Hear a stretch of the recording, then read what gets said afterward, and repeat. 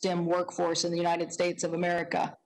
So these issues about how we harness the information age to work for us and not against us is something that we deal with every day of the week, and we want to have discussion and discourse. I believe that discussion and discourse today should be broader than just 230. There are issues of privacy that our committee has addressed and issues of how to make sure there is a free and competitive news market.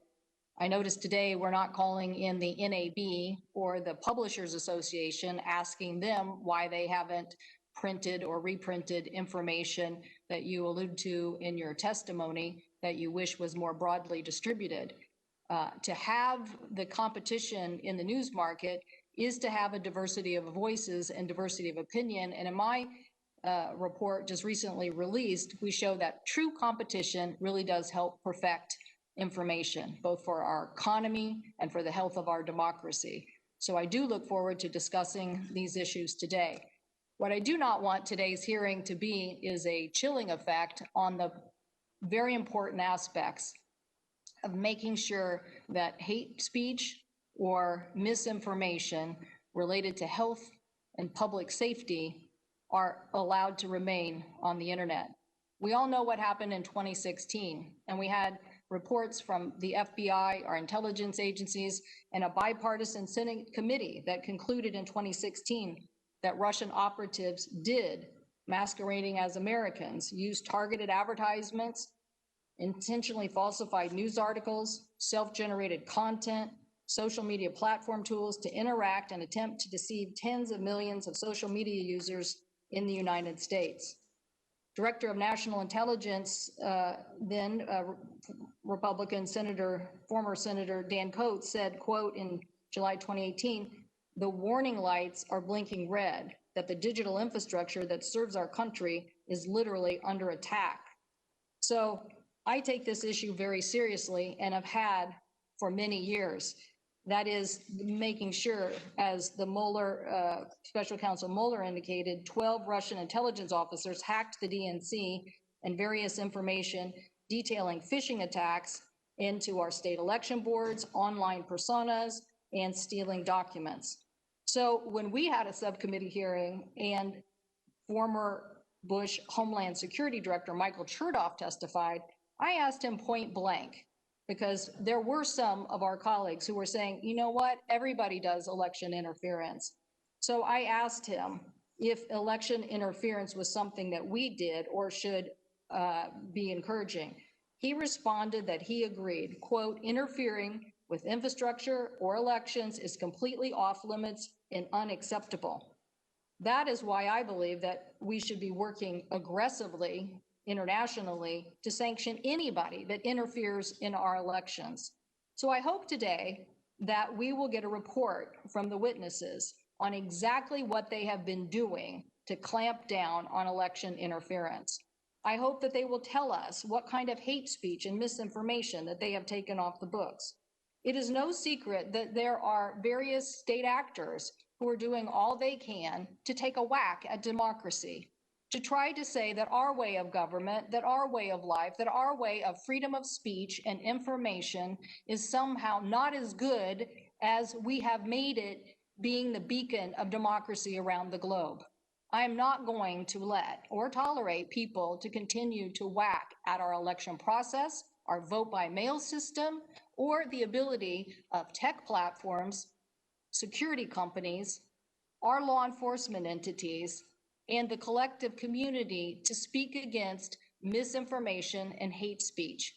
We have to show that the United States of America stands behind our principles and that our principles do also transfer to the responsibility of communication online. As my colleagues will note, we've all been through this in the past. That is why you, Mr. Chairman, and I, and Senators Rosen and Thune sponsored the HACT Act, that is to help increase the security and cybersecurity of our nation and create a workforce that can fight against that. That is why I joined with Van Hollen and Rubio on the Deter Act, especially in establishing sanctions against Russian election interference, and to continue to make sure that we build the infrastructure of tomorrow. So I know that some people think that these issues are out of sight and out of mind. I guarantee you they're not. There are actors who have been at this for a long time. They wanted to destabilize Eastern Europe, and we became the second act when they tried to destabilize our democracy here by sowing disinformation. I want to show them that we in the United States do have fair elections. We do have a fair process. We are going to be that beacon of democracy. So I hope that as we talk about 230 today and we hear from the witnesses on the progress that they have made in making sure that disinformation is not allowed online, that we will also consider ways to help build and strengthen that. That is to say, as some of those who are testifying today, what can we do on transparency, on reporting, on analysis? And yes, I think you're going to hear a lot about algorithms today, and the kind of oversight that we all want to make sure that we can continue to have a diversity of voices in the United States of America, both online and offline. I do want to say, though, Mr. Chairman, I am concerned about the vertical nature of news and information. Today, I expect to ask the witnesses about the fact that I believe they create a choke point for local news. The local news media have lost 70% of their revenue over the last decade, and we have lost thousands of journalistic jobs that are important. It was even amazing to me that the sequence of events yesterday had me being interviewed by someone at a newspaper who was funded by a joint group of the Knight Foundation and probably Facebook funds to interview me about the fact that the news media and broadcast has fallen on such a decline because of loss of revenue as they've made the transition to the digital age. Somehow we have to come together to show that the diversity of voices that local news represent need to be dealt with fairly when it comes to the advertising market, and that too much control in the advertising market puts a foot on their ability to continue to move forward and grow in the digital age. Just as other forms of media have made the transition, and yes, still making the transition, we want to have a very healthy and dynamic news media across the United States of America. So I plan to ask the witnesses today about that. I wish we had time to go into depth on privacy and privacy issues, but Mr. Chairman, you know, and so does Senator Thune and other colleagues of the committee on my side, how important it is that we protect American consumers on privacy issues. That we're not done with this work, that there is much to do to bring consensus in the United States on this important issue. And I hope that as we do have time or in the follow-up to these questions, that we can ask the witnesses about that today. But make no mistake, gentlemen, thank you for joining us. But this is probably one of many conversations that we will have about all of these issues.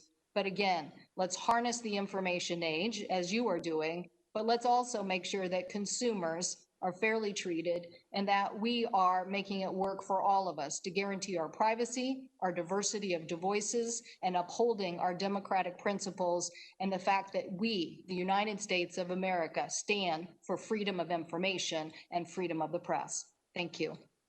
Thank you, Senator Cantwell, and certainly you're correct that this will not be the last hearing with regard to this subject matter, and I also appreciate you mentioning your concerns, which I share, about local journalism. At this point, we are about to receive testimony from our witnesses.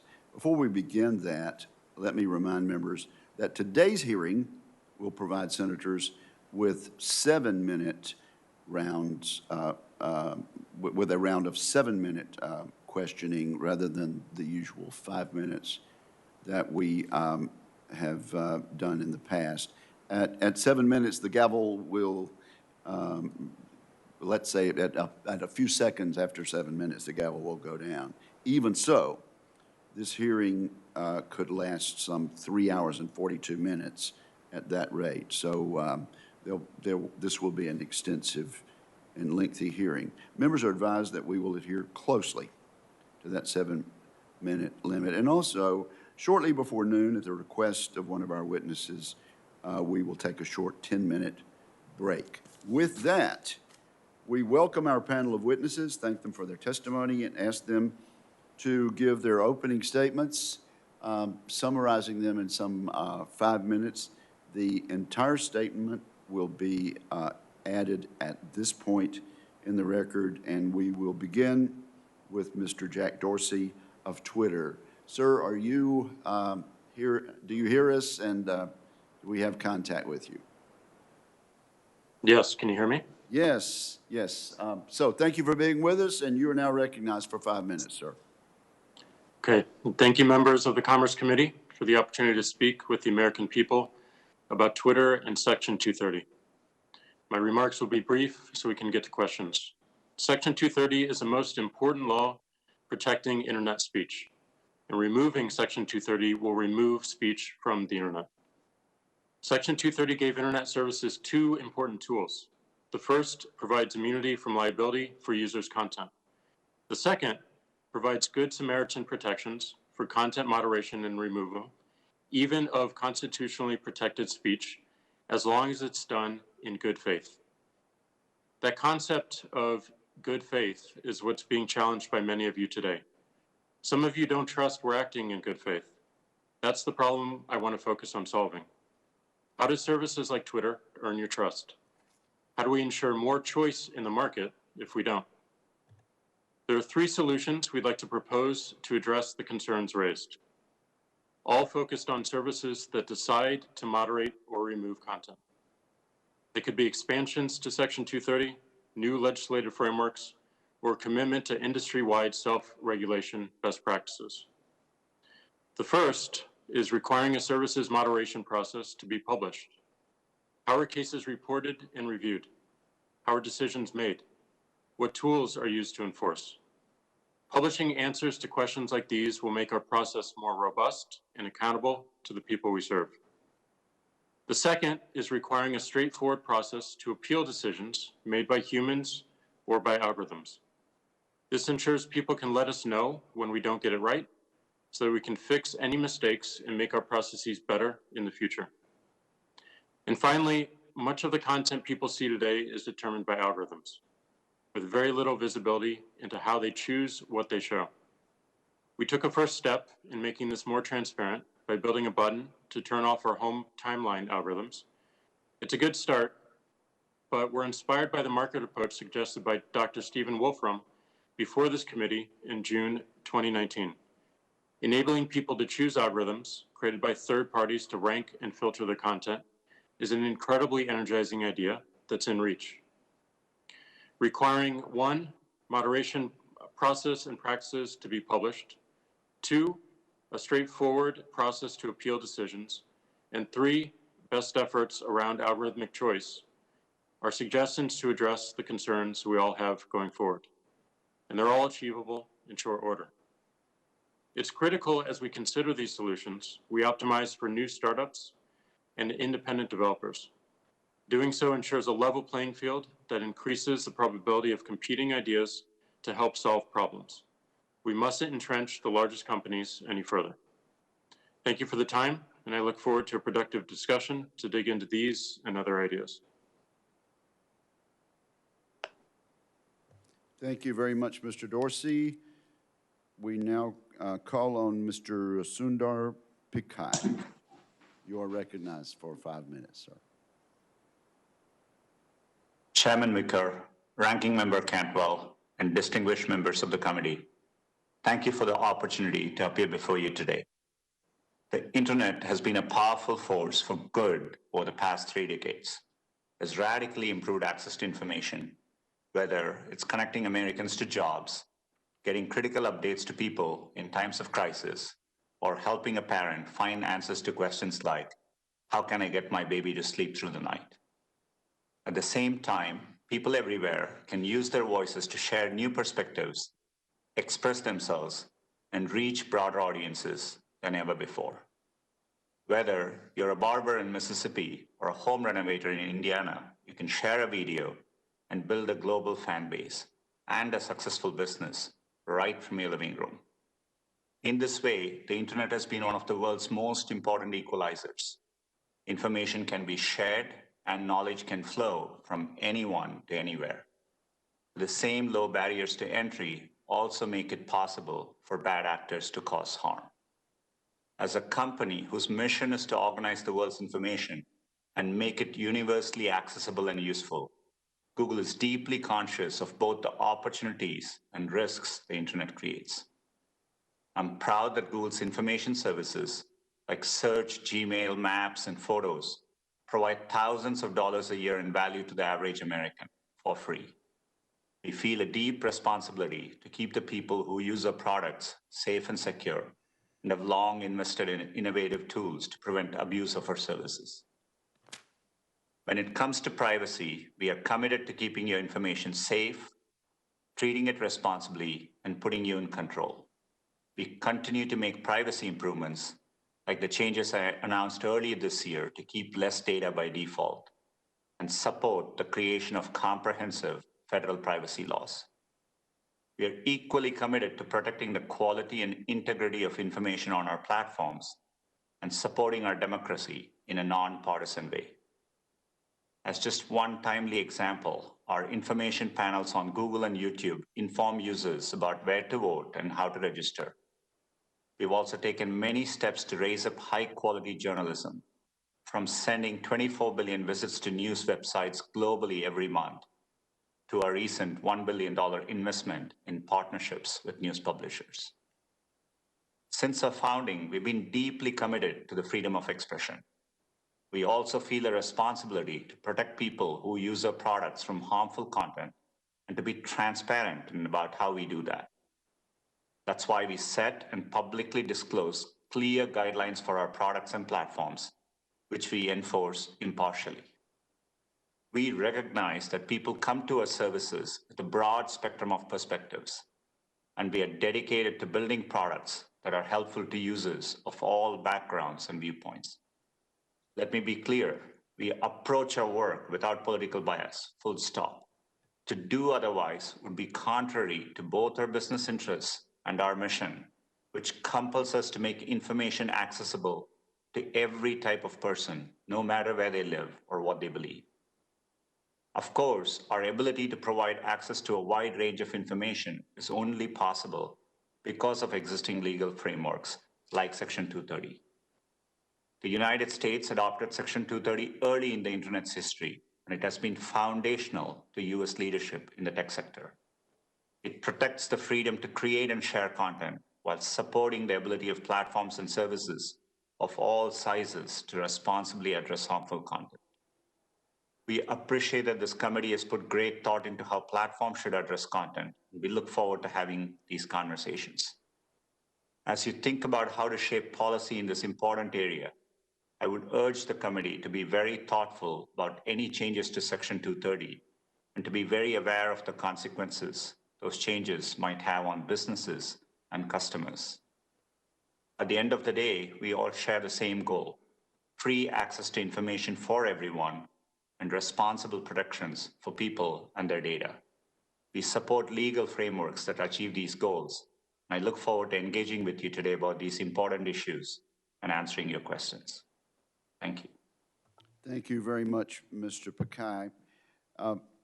Members should be advised at this point that we are unable to make contact with Mr. Mark Zuckerberg. We are told by Facebook staff that he is alone and attempting to connect with this hearing, and that they are requesting a 5-minute recess at this point to see if that connection can be made. I think this is a most interesting development, but we're going to accommodate the request of the Facebook employees and see if within 5 minutes we can make contact and proceed. So at this point, declare a 5-minute recess.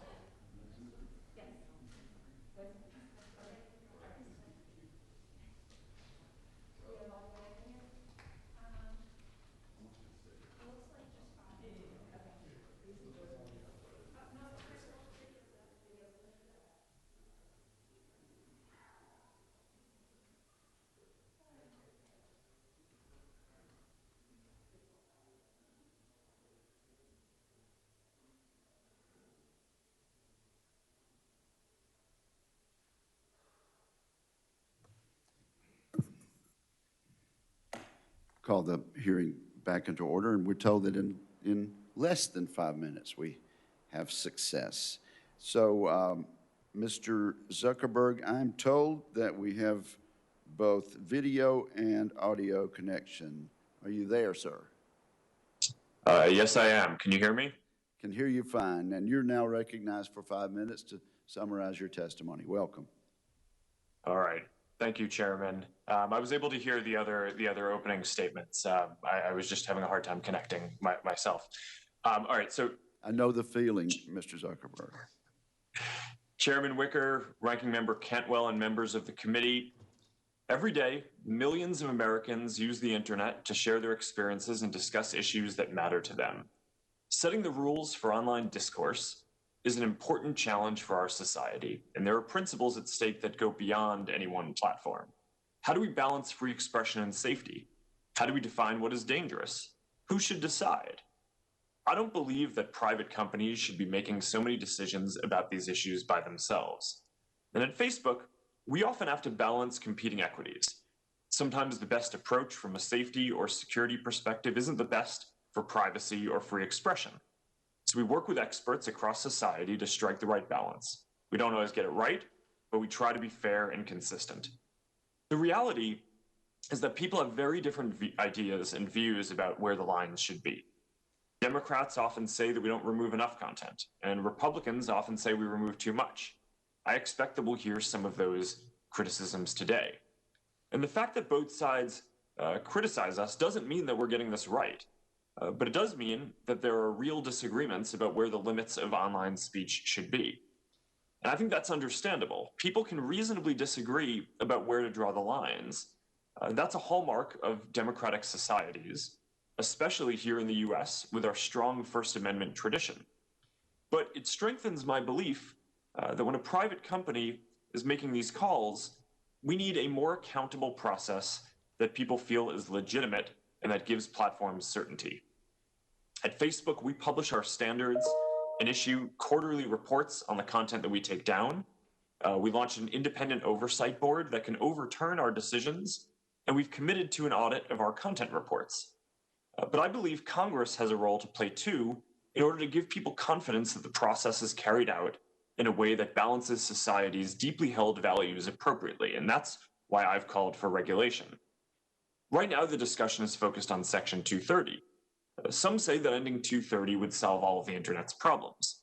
Others say that it would end the internet as we know it. From our perspective, Section 230 does two basic things. First, it encourages free expression, which is fundamentally important. Without 230, platforms could potentially be held liable for everything that people say. They'd face much greater pressure to take down more content to avoid legal risk. Second, it allows platforms to moderate content. Without 230, platforms could face liability for basic moderation, like removing harassment that impacts the safety of their communities. Now, there's a reason why America leads in technology. Section 230 helped create the internet as we know it. It has helped new ideas get built and our companies to spread American values around the world, and we should maintain this advantage. But the internet has also evolved, and I think that Congress should update the law to make sure that it's working as intended. One important place to start would be making content moderation systems more transparent. Another would be to separate good actors from bad actors by making sure that companies can't hide behind Section 230 to avoid responsibility for intentionally facilitating illegal activity on their platforms. We're open to working with Congress on these ideas and more. I hope the changes that you make will ring true to the spirit and intent of 230. There are consequential choices to make here, and it's important that we don't prevent the next generation of ideas from being built. Now, although this hearing is about content policy, I also want to cover our election preparedness work. Voting ends in 6 days. We're in the midst of a pandemic, and there are ongoing threats to the integrity of this election. Since 2016, Facebook has made major investments to stop foreign interference. We've hired more than 35,000 people to work on safety and security. We've disrupted more than 100 networks coming from Russia, Iran, and China, and more that were misleading people about who they are and what they're doing, including 3 just this week. This is an extraordinary election, and we've updated our policies to reflect that. We're showing people reliable information about voting and results, and we've strengthened our ads and misinformation policies. We're also running the largest voting information campaign in US history. We estimate that we've helped more than 4.4 million people register to vote, and 100,000 people volunteer to be poll workers. Candidates on both sides continue to use our platforms to reach voters. And people are rightly focused on the role that technology companies play in our elections. I'm proud of the work that we've done to support our democracy. This is a difficult period, but I believe that America will emerge stronger than ever, and we're focused on doing our part to help. Well, thank you. Thank you very much, Mr. Zuckerberg, and thanks to all of our witnesses. We will now, I think we're supposed to set the clock to 7 minutes, and I see 5 minutes up there, but somehow we'll keep time, so there we are. Okay. Well, thank you all. Let me start then with Mr. Dorsey. Mr. Dorsey, the committee has compiled dozens and dozens of examples of conservative content being censored and suppressed by your platforms over the last 4 years.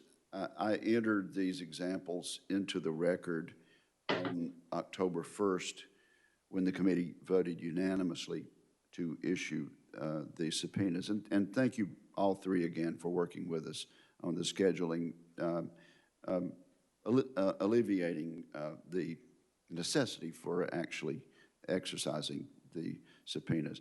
Mr. Dorsey, your platform allows foreign dictators to post propaganda, typically without restriction, yet you routinely restrict the President of the United States. And here's an example. In March, a spokesman for the Chinese Communist Party falsely accused the U.S. military of causing the coronavirus epidemic. He tweeted, quote, "CDC was caught on the spot. When did patient 0 begin in the U.S.? How many people are infected? What are the names of the hospitals? It might be the U.S. Army who brought the epidemic to Wuhan," and on and on. After this tweet was up for some 2 months, Twitter added a fact-check label to this tweet after being up for 2 months. However, when President Trump tweeted about how mail-in ballots are vulnerable to fraud, a statement that I subscribe to and agree with, a statement that is in fact true, Twitter immediately imposed a fact-check label on that tweet. Mr. Dorsey, how does a claim by Chinese communists that the U.S. military is to blame for COVID remain up for 2 months without a fact check, and the president's tweet about security of mail-in ballots get labeled instantly? Well, first and foremost, as you mentioned, we did label that tweet. As we think about enforcement, we consider severity of potential offline harm, and we act as quickly as we can. We have taken action against tweets from world leaders all around the world, including the president. And we did take action on that tweet because we saw it. We saw the confusion it might encourage, and we labeled it accordingly. And the goal with our labeling— You're speaking of the president's tweet? Yes. Okay. The goal of our labeling is to provide more context, to connect the dots so that people can have more information so they can make decisions for themselves. We've created these policies recently. We are enforcing them. There are certainly things that we can do much faster, but generally we believe that the policy was enforced in a timely manner and in the right regard. And yet you seem to have no objection to a tweet by the Chinese Communist Party saying the U.S. Army brought the epidemic to Wuhan. Well, we did, and we labeled that tweet, It took providing you more 2 months to information. do so, is that correct? I'm not sure of the exact time frame, but we can get back to you on that. So you're going to get back to us as to how a tweet from the Chinese Communist Party falsely accusing the U.S. military of causing the coronavirus epidemic was left up for 2 months with no comment from Twitter, while the President of the United States making a statement about being careful about about ballot security with the mail was labeled immediately. I have a tweet here from Mr. Ajit Pai. Mr. Ajit Pai is the chairman of the Federal Communications Commission, and he recounts some 4 tweets by the Iranian dictator Ayatollah Ali Khamenei, which Twitter did not place a public label on.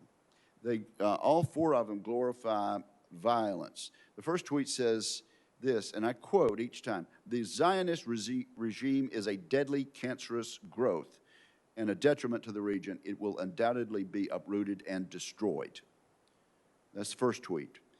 The second tweet: "The only remedy until the removal of the Zionist regime is firm armed resistance." Again, left up without comment by Twitter. The third: "The struggle to free Palestine is jihad in the way of God." I quote that in part for the sake of time. And number 4, "We will support and assist any nation or any group anywhere who opposes and fights the Zionist regime." I would simply point out that these tweets are still up, Mr. Dorsey. And how is it that they are acceptable to be there? I'll ask unanimous consent to enter this tweet from Ajit Pai in the record at this point. That'll be done without objection. How, Mr. Dorsey, is that acceptable based on your policies at Twitter? Well, we believe it's important for everyone to hear from global leaders. And we have policies around world leaders. We want to make sure that we are respecting their right to speak and to publish what they need. But if there is a violation of our terms of service, we want to label it. They're still up. Do they violate your terms of service, Mr. Dorsey? We did not find those to violate our terms of service because we considered them saber rattling, which is part of the speech of world leaders in concert with other countries. Speech against our own people or a country's own citizens, we believe is different and can cause more immediate harm. Very, very telling information, Mr. Dorsey. Thank you very much. Senator Cantwell, you are recognized. I think I'm deferring to our colleague, Senator Peters, just because of timing and situation for him. All right, Senator Peters, are you there? I am here. Sir, I am here. You are recognized for 7 minutes. Well, thank you, Mr. Chairman. And Ranking Member Cantwell, appreciate your deferral to me. I certainly appreciate that consideration a great deal. Also want to thank each of our panelists here today for coming forward and being a witness, and appreciate all of you accommodating your schedule so that we could have this hearing. My first question is for Mr. Zuckerberg, and I want to start off by saying how much I appreciated our opportunity last night to speak at length on a number of issues. And as I told you last night, I appreciate the Facebook's efforts to assist law enforcement to disrupt a plot to kidnap and then to hold a sham trial and kill our governor, Governor Whitmer. The individuals in that case apparently used Facebook for a broad recruiting effort, but then they actually planned the specifics of that operation off of your platform. My question is, when users reach the level of radicalization that violates your community standards, you often will ban those groups and you then drive them off to other platforms. Those platforms tend to have less transparency and oversight. But the issue that I'd like you to address is for those individuals that remain on your platform, they're often far down the path of radicalization, but they are definitely looking for an outlet. And I understand that Facebook has recently adopted a strategy to redirect users who are searching, for example, for election misinformation. But it doesn't seem that that policy applies to budding violent extremists. Mr. Zuckerberg, do you believe that the platform your platform has a responsibility to off-ramp users who are on the path to radicalization by violent extremist groups? Senator, thanks for the question. I think this is very important. And my understanding is that we actually do a little of what you're talking about here. If people are searching for, I think, for example, white supremacist organizations, of which we ban those, we treat them as terrorist organizations. Not only are we not going to show that content, but I think we try to, where we can, highlight information that would be helpful, and I think we try to work with experts on that. I can follow up and get you more information on the scope of those activities and when we invoke that. But I certainly agree with the spirit of the question that this is a good idea and something that we should continue pursuing and perhaps expand. Well, I appreciate those comments. I'm the ranking member on Senate Homeland Security Committee, and what we're seeing is a rise of violent extremist groups, which is very troubling. And certainly we need to work very closely with you as to how do we disrupt this kind of radicalization, especially folks that are using your platform. So I appreciate the opportunity to work further. And as we talked about last night, you asserted that Facebook is proactively working with law enforcement now to disrupt some of these real-world violent attempts that stem from some of that activity that originated your platform. Could you tell me specifically how many threats that you have proactively referred to local or state law enforcement prior to being approached for a preservation request? Senator, I don't know the number off the top of my head, so I can follow up with you on that. But it is increasingly common that our systems are able to detect when there's potential issues. And over the last 4 years in particular, we've built closer partnerships with law enforcement and the intelligence community to be able to share those kind of signals. So we're doing more of that, including in the case that you mentioned before around the attempted kidnapping of Governor Whitmer. We identified that as a signal to the FBI. I think it was about 6 months ago when we started seeing some suspicious activity on our platform, and there's certainly that's part of our routine and how we operate. Well, Mr. Zuckerberg, discovery tools and recommendation algorithms that your platforms use does serve up potentially extremist content based on the user profiles of folks. As we seek to understand why membership in these extremist groups is rising, I would hope that your companies are right now engaging in some forensic analysis of membership once you take down an extremist group to take a look at how that happened on your platform. It's certainly going to better inform us as to how we can disrupt this type of recruitment into extremist groups. My question for you, though, is that in 2016, you said, and this was apparently an internal Facebook internal document that was reported by the Wall Street Journal, that said that 64% of members of violent groups became members because of your platform's recommendation. And I'll quote from that report that was reported in the Wall Street Journal. It said, "Our recommendation systems grow the problem." That's clearly very concerning. And I know in response to that report in 2016, you had made changes to your policies. You made changes to some of the algorithms that existed at that time. My question is, have you seen a reduction in your platform's facilitation of extremist group recruitment since those policies were changed?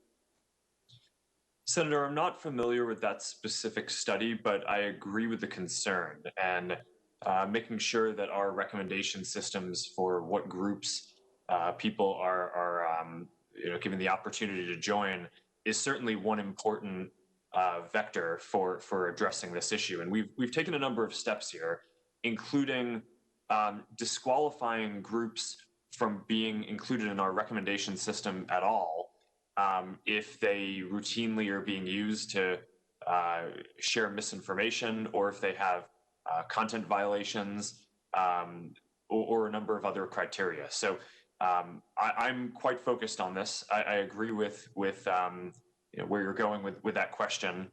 I don't have any data today on the real world impact of that yet, but I think that addressing this upstream is very important. So I appreciate you agreeing with that and that we need more data. Is it that you don't have the data just at the top of your head, or that it doesn't exist? Well, Senator, certainly the former, and potentially the latter as well. I think it probably takes some time after we make these changes to be able to measure the impact of it. And I'm not aware of what studies are going on into this. This seems like the type of thing that one would want not just internal Facebook researchers to work on, but also potentially a collaboration with independent academics as well. Thank you, Mr. Zuckerberg, and thank you, Senator Peters. Senator Gardner has also asked to go out of order, and Senator Thune has graciously deferred to him. So, Senator Gardner, you are recognized for 7 minutes, sir. Well, thank you, Mr. Chairman, and thank you, Senator Thune, for sharing your time, or at least deferring your time to me. And thank you, Mr. Zuckerberg, Mr. PJ, thank you very much, and Mr. Dorsey, thank you for being here. Mr. Dorsey, I'm going to direct these first questions to you. Mr. Dorsey, do you believe the Holocaust really happened, yes or no? Yes. So you would agree that someone who says the Holocaust may not have happened is spreading misinformation, yes or no? Yes. I appreciate your answers on this, but they surprise me and probably a lot of other Coloradans and Americans. After all, Iran's Ayatollah has done exactly this, questioning the Holocaust. And yet his tweets remain unflagged on Twitter's platform. You and I agree that moderating your platform makes sense in certain respects. We don't want the next terrorist finding inspiration on Twitter or any platform for that matter. But you've also decided to moderate certain content from influential world leaders, and I'd like to understand your decisions to do so a little bit better. Can you name any other instance of Twitter hiding or deleting a tweet from heads of state? Not off the top of my head, but we have many examples across world leaders around the world. Would you be willing to provide a list of those? Absolutely. I know we agree content moderation can have certain upsides like combating terrorism, but Twitter has chosen to approach content moderation from the standpoint of combating misinformation as well. So it's strange to me that you've flagged the tweets from the president, but haven't hidden the Ayatollah's tweets on Holocaust denial or calls to wipe Israel off the map. And that you can't recall off the top of your head hidden or deleted tweets from other world leaders. I would appreciate that list. I think it's important that we all hear that. So that brings my next question to the front. Does Twitter maintain a formal list of certain accounts that you actively monitor for misinformation? No, and we don't have a policy against misinformation. We have a policy against misinformation in 3 categories, which are manipulated media, public health, specifically COVID, and civic integrity, election interference, and voter suppression. That is all we have policy on for misleading information. We do not have policy or enforcement for any other types of misleading information that you're mentioning. So somebody denying the murder of millions of people or instigating violence against a country as a head of state is not categorically falling in any of those 3 misinformation or other categories Twitter has? Not misinformation, but we do have other policies around incitement to violence, which may, some of the tweets that you mentioned or the examples that you're mentioning may fall afoul of. But for misleading information, we're focused on those 3 categories only. So somebody who denies the Holocaust has happened is not misinformation? It's misleading information, but we don't have a policy against that type of misleading information. Millions of people died. and that's not a violation of Twitter. It's again, I just don't understand how you can label a president of the United States. Have you ever taken a tweet down from the Ayatollah? I believe we have, but we can get back to you on it. We've certainly labeled tweets, and I believe we have taken one down as well. You know, if you said you do not have a list, is that correct? You do not maintain a list? We don't maintain a list of accounts we watch. We look for reports and issues brought to us, and then we weigh it against our policy and enforce if needed. You look for reports from your employees or from the from broader the people news? From the people using the service. Right, and then they turn that over to your board of review. Is that correct? Well, so in some cases algorithms take action.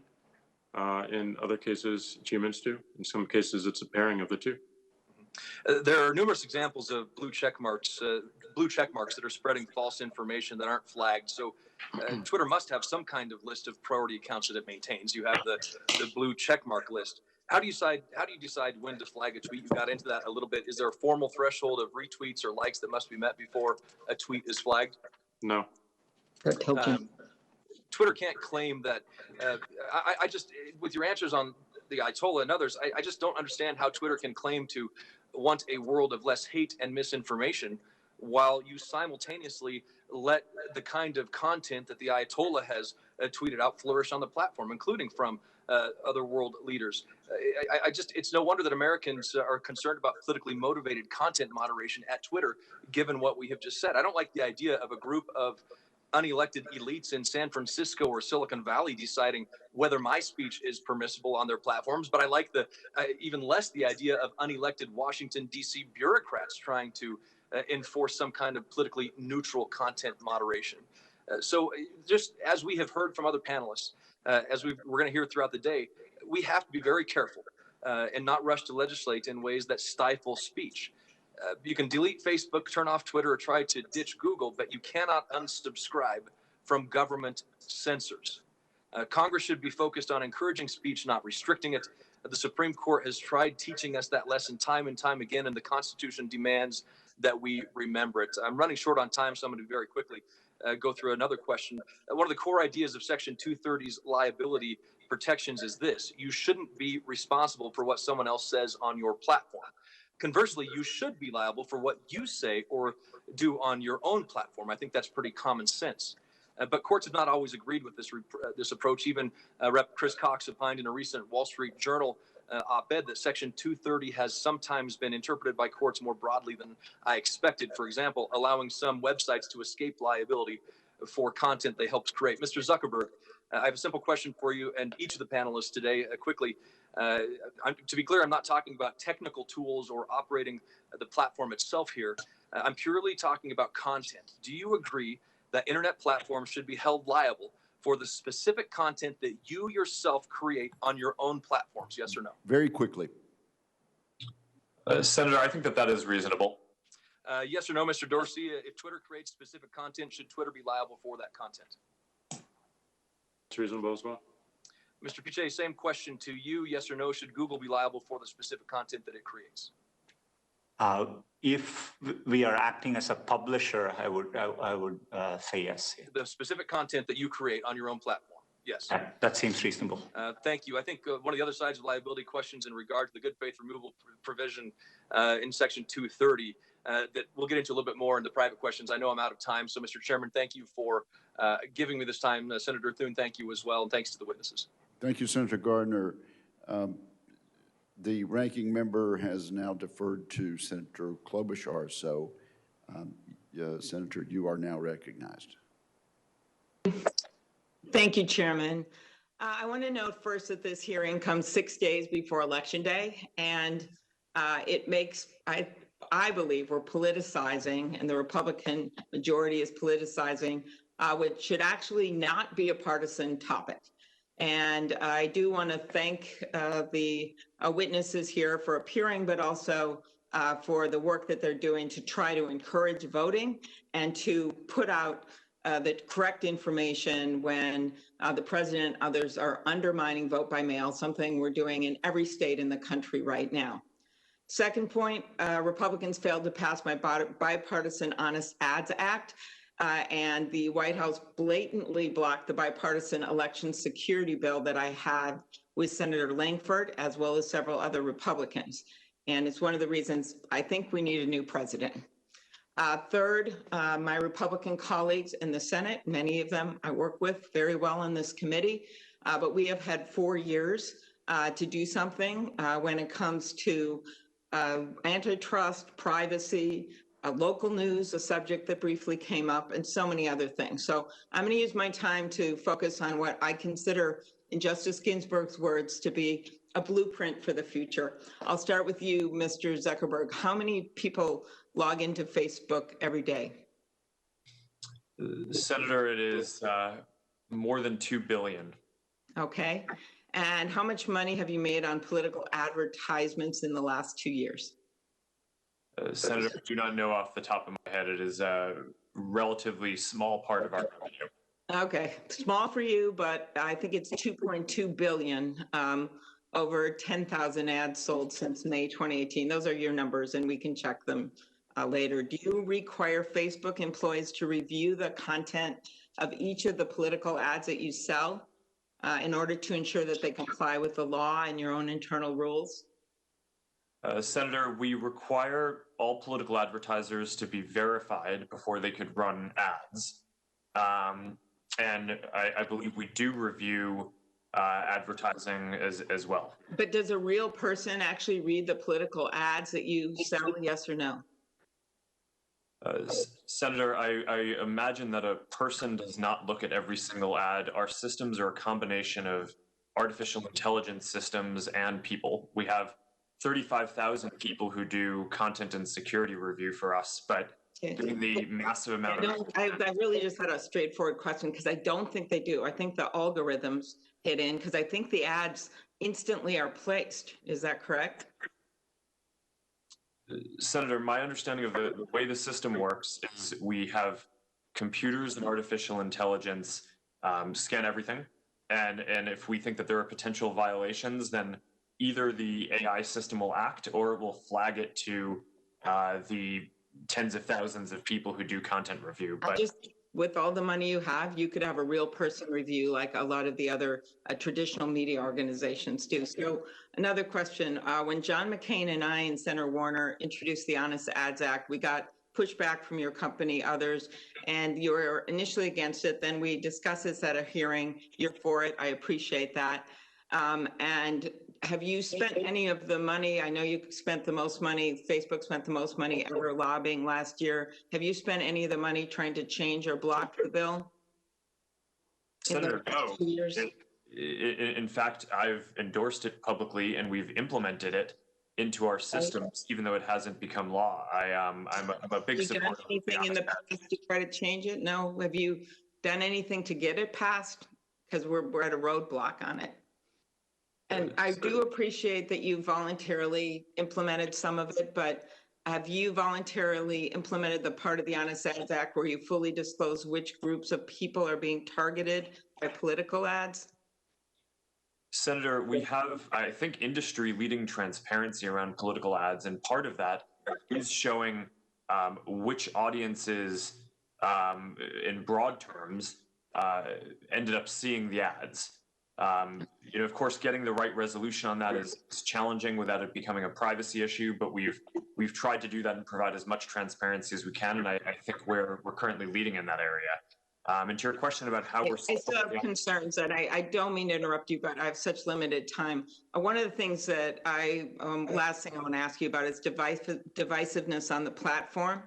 And I know there's been a recent studies have shown that part of your algorithms, they push people towards more polarized content, left, right, whatever. In fact, one of your researchers warned senior executives that our algorithms exploit the human brain's attraction to divisiveness. The way I look at it, more divisiveness, more time on the platform, more time on the platform, the company makes more money. Does that bother you, what it's done to our politics? Senator, I respectfully disagree with that characterization of how the systems work. We design our systems to show people the content that's going to be the most meaningful to them, which is not trying to be as divisive as possible. Most of the content on the systems is not political. It's things like making sure that you can see when your cousin had her baby, or Okay. I'm gonna move on to Google here and Mr. Pichai, but I'm telling you right now that that's not what I'm talking about, the cousins and the babies here. I'm talking about conspiracy theories and all the things that I think the senators on both sides of the aisle know what I'm talking about, and I think it's been corrosive. Google, Mr. Pichai, I have not really liked your response to the lawsuit and what's been happening. I think we need a change in competition policy for this country. I hope I'll be able to ask you more about it at the Judiciary Committee. And I think your response isn't just offensive, it's been defiant to the Justice Department and suits all over the world. You control almost 90% of all general search engine queries, 70% of the search advertising market. Don't you see these practices as anti-competitive? Senator, we are a popular general purpose search engine. We do see robust competition in many categories of information. And, we invest significantly in R&D. We are innovating. We are lowering prices in all the markets we are operating in. Happy to, engage and discuss it further. Well, one of your employees testified before the antitrust subcommittee last month, and he suggested that Google wasn't dominant in ad tech, that it was only one of many companies in a highly competitive ad tech landscape. Yet Google has 90% of the publisher ad server market, a product of its DoubleClick acquisition. Does the market sound highly competitive to you when you have 90% of it? Very brief answer. Many publishers can use simultaneously many tools. Amazon and Trade Desk alone have grown significantly in the last 2 years. This is a market in which we share majority of our revenue. Our margins are low. We are happy to take feedback here. We are trying to support the publishing industry, but definitely open to feedback and happy to engage and discuss. Thank you, Mr. Well, Pichai, I think and you've thank gotten you, feedback Senator from the Klobuchar. lawsuit, so Thank you, ma'am. I'm looking forward to our next hearing to discuss it more. Thank you. Thank you very much. Senator Thune, you're now recognized. Thank you, Mr.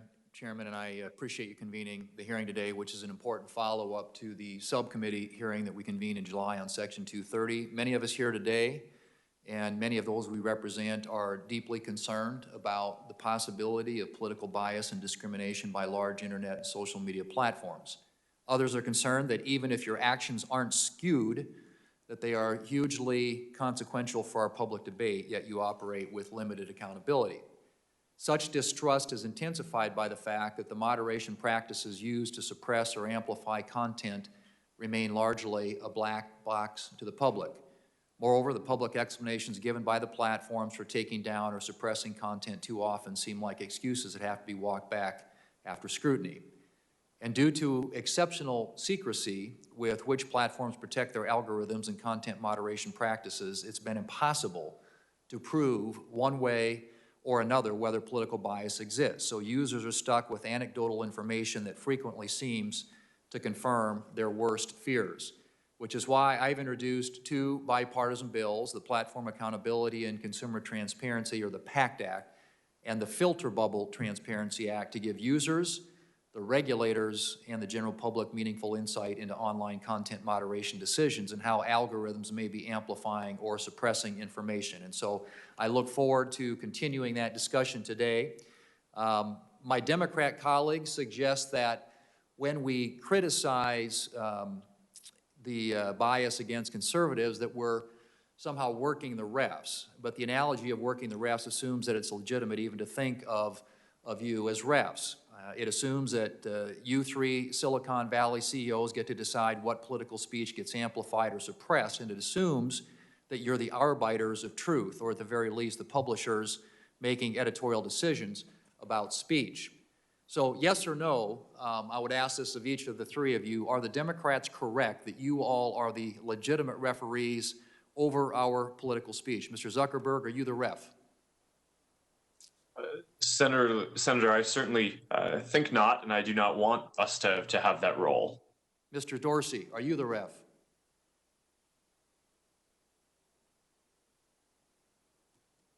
No.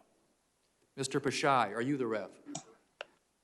Senator, I do think we make content moderation decisions, but we are transparent about it and we do it to protect users, but we really believe and support maximizing freedom of expression. I'll take that as three no's, and I agree with that. You are not the referees of our political speech. That's why all three of you have to be more transparent and fair with your content moderation policies and your content selection algorithms, because at the moment, it is, as I said, largely a black box. There's real mistrust among the American people about whether you're being fair or transparent. And this extends to concerns about the kinds of amplification and suppression decisions your platforms may make on Election Day and during the post-election period if the results of the election are too close to call. And so I just want to underscore again for my Democratic friends who keep using this really bad referee analogy, Google, Facebook, and Twitter are not the referees over our democracy. Now, second question, the PACT Act, which I referenced earlier, includes provisions to give users due process and an explanation when content they post is removed. So this is, again, a yes or no question. Do you agree that users should be entitled to due process and an explanation when content they post has been taken down? Mr. Zuckerberg. Senator, I think that that would be a good principle to have. Thank you. Mr. Dorsey. Absolutely. We believe in a fair and straightforward appeals process. Great. Mr. Bashai? Yes, Senator. Terrific. Thank you. Mr. Zuckerberg, Mr. Dorsey, your platforms knowingly suppressed or limited the visibility of this New York Post article about the content on Hunter Biden's abandoned laptop. Many in the country are justifiably concerned how often the suppression of major newspaper articles occurs online. And I would say, Mr. Zuckerberg, would you commit to provide for the record a complete list of newspaper articles that Facebook suppressed or limited the distribution of over the past 5 years, along with an explanation of why each article was suppressed or the distribution was limited? Senator, I can certainly follow up with you and your team to discuss that. This was, we have an independent fact-checking program, as you're saying. We try not to be arbiters of what is true ourselves, but we have partnered with fact-checkers around the world to help assess that, to prevent misinformation and viral hoaxes from becoming widely distributed on our platform. And I believe that the information that they fact check and the content that they fact check is public. So I think that there's probably already a record of this that can be reviewed. Yeah, but if you could do that as it applies to newspapers, that would be very helpful. And Mr. Dorsey, would you commit to doing the same on behalf of Twitter? We would absolutely be open to it. And we are suggesting going a step further, which is aligned with what you're introducing in the PACT Act, which is much more transparency around our process, the content moderation process, and also the results, the outcomes, and doing that on a regular basis. I do agree and think that builds more accountability and ultimately that lends itself to more trust. Okay, great, thank you. All right, very quickly, I don't have a lot of time either, but I often hear from conservative and religious Americans who look at the public statements of your companies, the geographic concentration of your companies, and the political donations of your employees, which often are in the 80 to 90% to Democrat politicians. And you can see why this lack of ideological diversity among the executives and employees of your company could be problematic and may be contributing to some of the distrust among conservatives and Republican users. And so I guess the question that I would ask is, and Mr. Zuckerberg, my understanding is that the person that's in charge of election integrity and security at Facebook is a former Joe Biden staffer. Is there someone that's closely associated with President Trump who's in the same sort of election integrity role at Facebook? And how do you all respond to that argument that there isn't sufficient balance in terms of the political ideology or diversity in your companies And how do you deal with the lack of sort of trust that creates among conservatives? Let's see if we can have three brief answers there. Senator, I think having balance is valuable, and we try to do that. I'm not aware of the example that you say of someone in charge of this process who worked for Biden in the past. So we can follow up on that if that's right. Follow up on the record for the rest of this answer, please, Mr. Zuckerberg. Thank you. All right. Mr. Dorsey. Well, this is why I do believe it's important to have more transparency around our process and our practices. And it's independent of the viewpoints that our employees hold. We need to make sure that we're showing people that we have objective policies and enforcement. And Mr. Pecan. In these teams, there are people who are liberal, Republican, libertarian, and so on. We are committed. We consult widely with important third-party organizations across both sides when we develop our policies. And as a CEO, I'm committed to running it without any political bias, but happy to engage more on answer. Nancy. Thank you, gentlemen, and thank you, Senator Thune. The ranking member has now deferred to Senator Blumenthal. Sir, you are recognized. Thanks, Mr. Chairman, and thank you to the ranking member. I want to begin by associating myself with the very thoughtful comments made by the ranking member as to the need for broader consideration of issues of privacy and competition and local news. They are vitally important. And also with the comments made by my colleagues, Senator Klobuchar, about the need for antitrust review. And I assume we'll be examining some of these topics in November before the Judiciary Committee. I've been an advocate of reform of Section 230 for literally 15 years. When I was Attorney General of the state of Connecticut, I raised this issue of the absolute immunity that no longer seems appropriate. So I really welcome the bipartisan consensus that we're seeing now, that there needs to be constructive review. But frankly, I am appalled that my Republican colleagues are holding this hearing literally days before an election when they seem to want to bully and browbeat the platforms here to try to tilt them toward President Trump favor. The timing seems inexplicable, except to game the ref in effect. I recognize the referee analogy is not completely exact, but that's exactly what they're trying to do, namely to bully and browbeat these platforms to favor President Trump's tweets and posts. And frankly, President Trump has broken all the norms, and he has put on your platforms potentially dangerous and lethal misinformation and disinformation. I'm going to hold up one of them. This one, as you can see, pertains to COVID. We have learned to live with it, he says, just like we are learning to live with COVID, talking about the flu. We have learned to live with it. In most populations, far less lethal.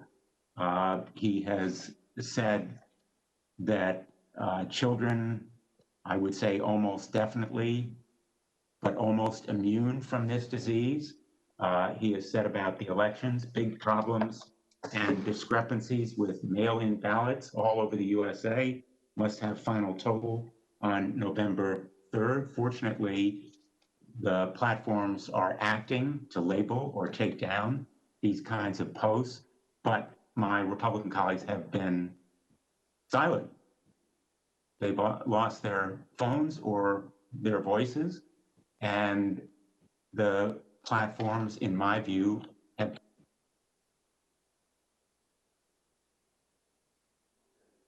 No, We just lost your voice there in mid-sentence, Richard.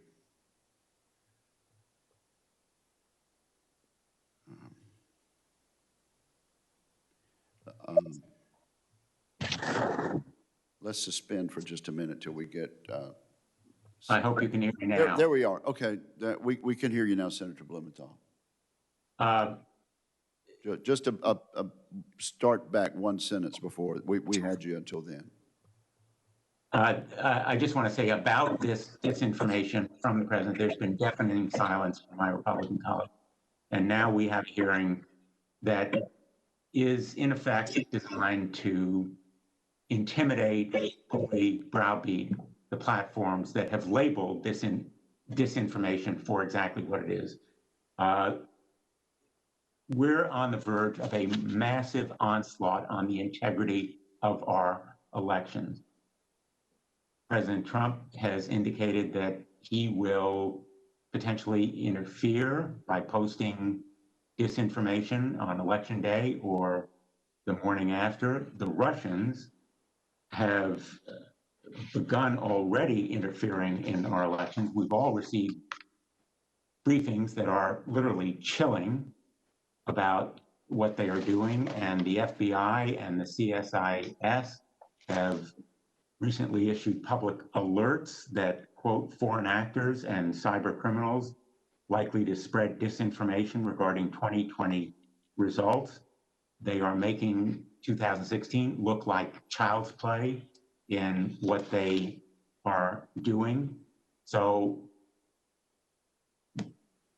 President Trump and the Republicans have a plan which involves disinformation and misinformation. The Russians have a plan. I want to know whether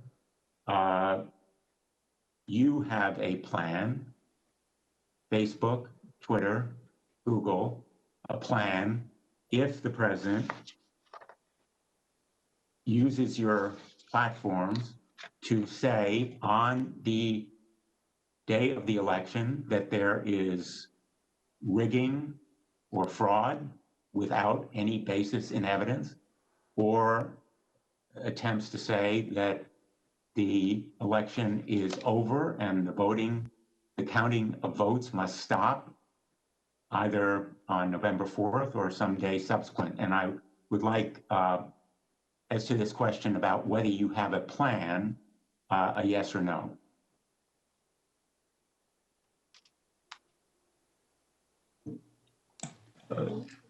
Senator, I can start. We do. We have policies related to all of the areas that you just mentioned. Candidates or campaigns trying to delegitimize methods of voting or the election, candidates trying to prematurely declare victory, and candidates trying to spread voter suppression material that is misleading about how, when, or where to vote. So we've taken a number of steps on that front. Perhaps we could take Mr. Pakai next and then Mr. Dorsey. Mr. Pakai. Senator, yes, we definitely are we've been planning for a while, and we rely on raising up news sources through moments like that, as well as we've closely partnered with the Associated Press to make sure we can provide users the most accurate information possible. And yes, we also have a plan. So, our plan and our enforcement around these issues is pointing to more information, and specifically state election officials. So we want to give the people using the service as much information as possible. Thank you, Senator Blumenthal. Senator Cruz. Chairman, I want to thank you, Mr. Chairman, for holding this hearing. The three witnesses we have before this committee today collectively pose, I believe, the single greatest threat to free speech in America and the greatest threat we have to free and fair elections. Yesterday, I spent a considerable amount of time speaking with both Mr. Zuckerberg and Mr. Pichai. I have concerns about the behavior of both of their companies. I would note that Facebook is at the minimum at least trying to make some efforts in the direction of defending free speech. I appreciate their doing so. Google I agree with the concerns that Senator Klobuchar raised. I think Google has more power than any company on the face of the planet. And the antitrust concerns are real. The impact of Google is profound. And I expect we will have continued and ongoing discussions about Google's abuse of that power and its willingness to manipulate search outcomes to influence and change election results. But today, I want to focus my questioning on Mr. Dorsey and on Twitter. Because of the three players before us, I think Twitter's conduct has by far been the most egregious. Mr. Dorsey, does Twitter have the ability to influence elections? No. You don't believe Twitter has any ability to influence elections? No, we are one part of a broad spectrum of communication channels that people have. So you're testifying to this committee right now that Twitter, when it silences people, when it censors people, when it blocks political speech, that has no impact on elections? People have choice of other communication channels with which. Not if they don't hear information. If you don't think you have the power to influence elections, why do you block anything? Well, we have policies that are focused on making sure that more voices on the platform are possible. We see a lot of abuse and harassment, which ends up silencing people and having them leave from the platform. All right, Mr. Dorsey, I find your opening questions, your opening answers absurd on their face. Let's talk about the last 2 weeks in particular. As you know, I have long been concerned about Twitter's pattern of censoring and silencing individual Americans with whom Twitter disagrees. But 2 weeks ago, Twitter, and to a lesser extent, Facebook, crossed a threshold that is fundamental in our country. 2 weeks ago, Twitter made the unilateral decision to censor the New York Post in a series of 2 blockbuster articles, both alleging evidence of corruption against Joe Biden, the first concerning Ukraine, the second concerning communist China. And Twitter made the decision, number one, to prevent users, any user, from sharing those stories. And number two, you went even further and blocked the New York Post from sharing on Twitter its own reporting. Why did Twitter make the decision to censor the New York Post? We had a hack materials policy that we. When was that policy adopted? In 2018, I believe. In 2018, go ahead. What was the policy? So the policy is around limiting the spread of materials that are hacked. We didn't want Twitter to be a distributor for hack materials. We found that the New York Post, because it showed the direct materials, screenshots of the direct materials, and it was unclear how those were attained, that it fell under this policy. Now, so in your view, if it's unclear the source of a document, and in this instance, the New York Post documented what it said the source was, which it said it was a laptop owned by Hunter Biden that had been turned into a repair store. So they weren't hiding what they claimed to be the source. Is it your position that Twitter, when you can't tell the source, blocks press stories? No, not at all. Our team made a fast decision. The enforcement action, however, of blocking URLs, both in tweets and in DM, in direct messages, we believe was incorrect. And we changed it. Today, right now, the New York Post is still blocked from tweeting 2 weeks later. Yes, they have to log into their account, which they can do at this minute, delete the original tweet, which fell under our original enforcement actions, and they can tweet the exact same material in the exact same article, and it would go through. So, Mr. Dorsey, your ability is you have the power to force a media outlet. Let's be clear. The New York Post isn't just some random guy tweeting. The New York Post has the 4th highest circulation of any newspaper in America. The New York Post is over 200 years old. The New York Post was founded by Alexander Hamilton. And your position is that you can sit in Silicon Valley and demand of the media that you can tell them what stories they can publish, and you can tell the American people what reporting they can hear. Is that right? No, this was every person, every account, every organization that signs up to Twitter agrees to a terms of service. Terms of service So media outlets must genuflect and obey your dictates if they wish to be able to communicate with readers. Is that right? No, not at all. We recognized an error in this policy and specifically the enforcement. You're still blocking their changed posts. You're still blocking their posts. Right now, today, you're blocking their posts. We're not blocking the post. Anyone can tweet. Can the New York Post post on their Twitter account? If they go into their account. No is your answer to that. No, unless they genuflect and agree with your dictates. Let me ask you something.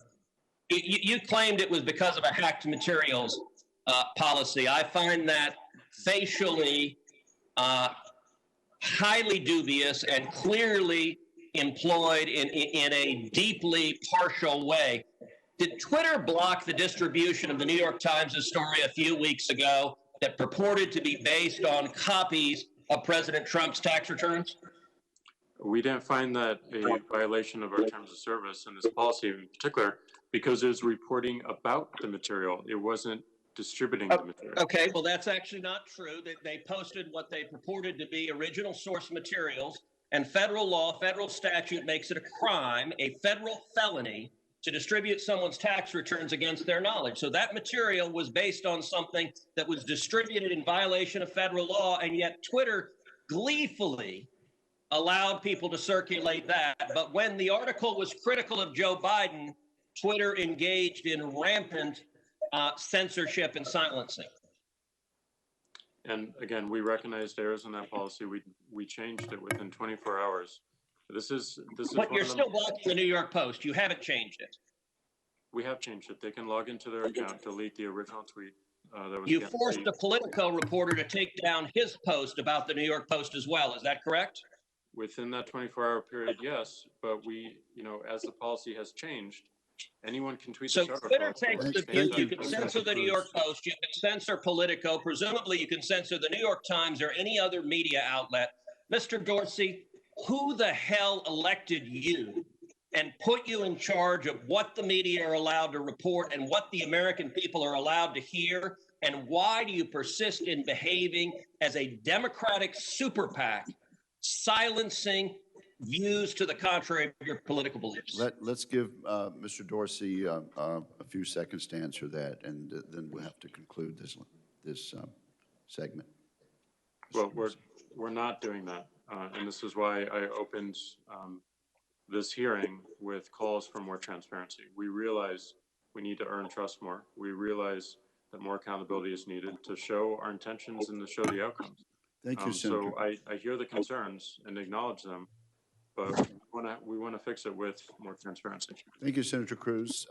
The ranking member has deferred now to Senator Schatz, who joins us remotely. Sir, you are recognized. Thank you, Mr. Chairman. Thank you, ranking member. This is an unusual hearing at an unusual time. I have never seen a hearing so close to an election on any topic, let alone on something that is so obviously a violation of our obligation under the law and the rules of the Senate to stay out of electioneering. We never do this, and there is a very good reason that we don't haul people before us to yell at them for not doing our bidding during an election. It is a misuse of taxpayer dollars. What's happening here is a scar on this committee and the United States Senate.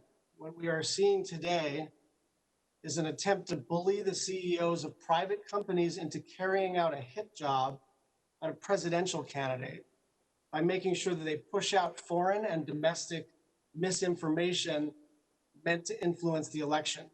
To our witnesses today, you and other tech leaders need to stand up to this immoral behavior.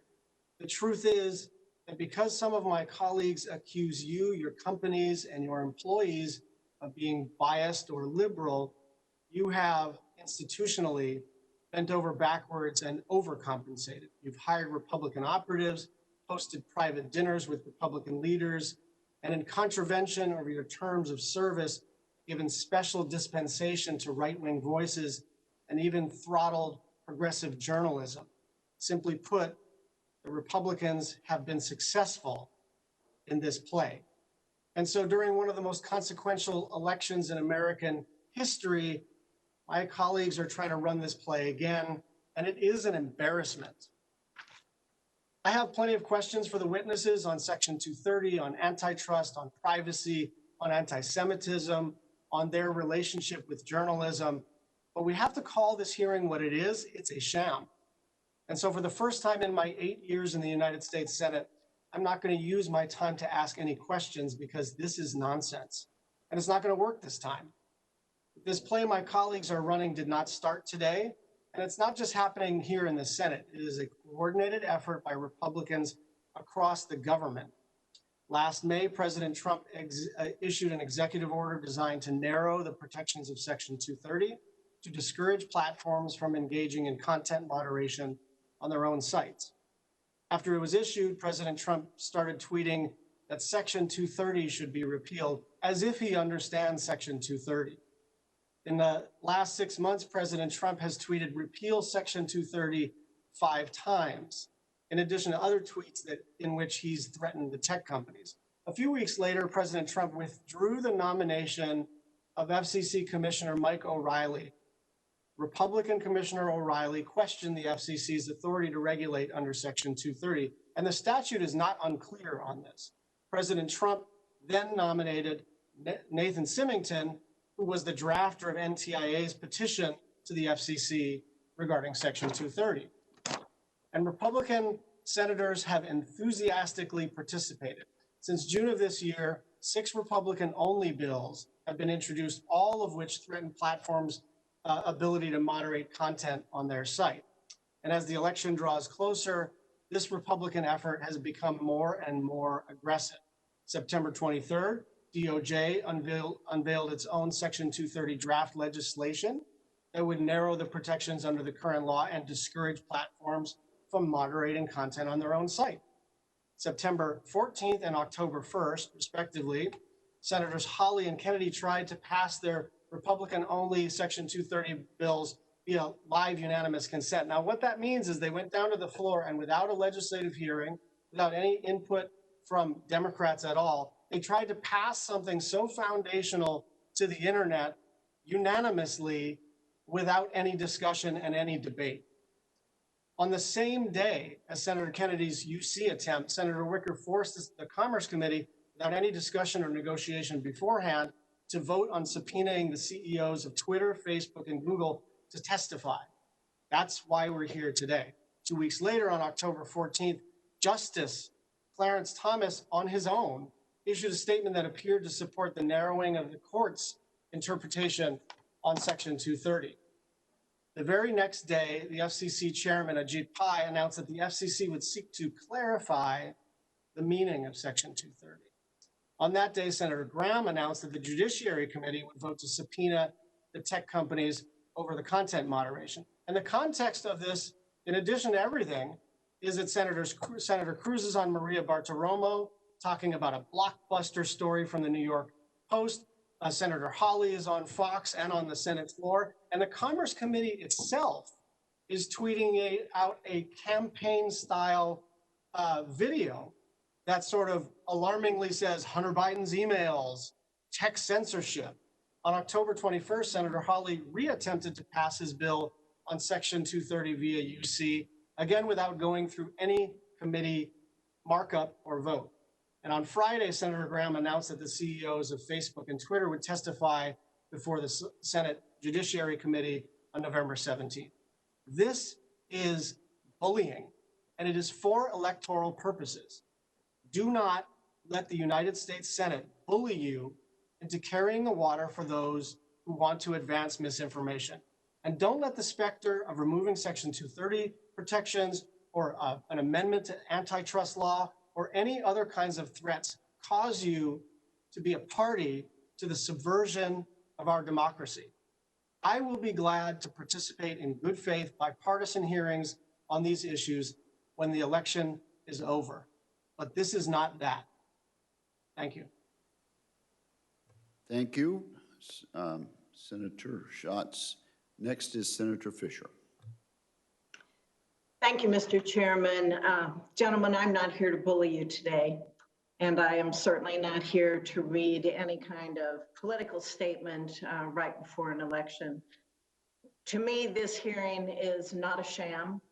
I am here to gain some clarity on the policies that you use. I am here to look at your proposals for more transparency, because your platforms have become an integral part of our democratic process for both candidates, but also more importantly for our citizens as well.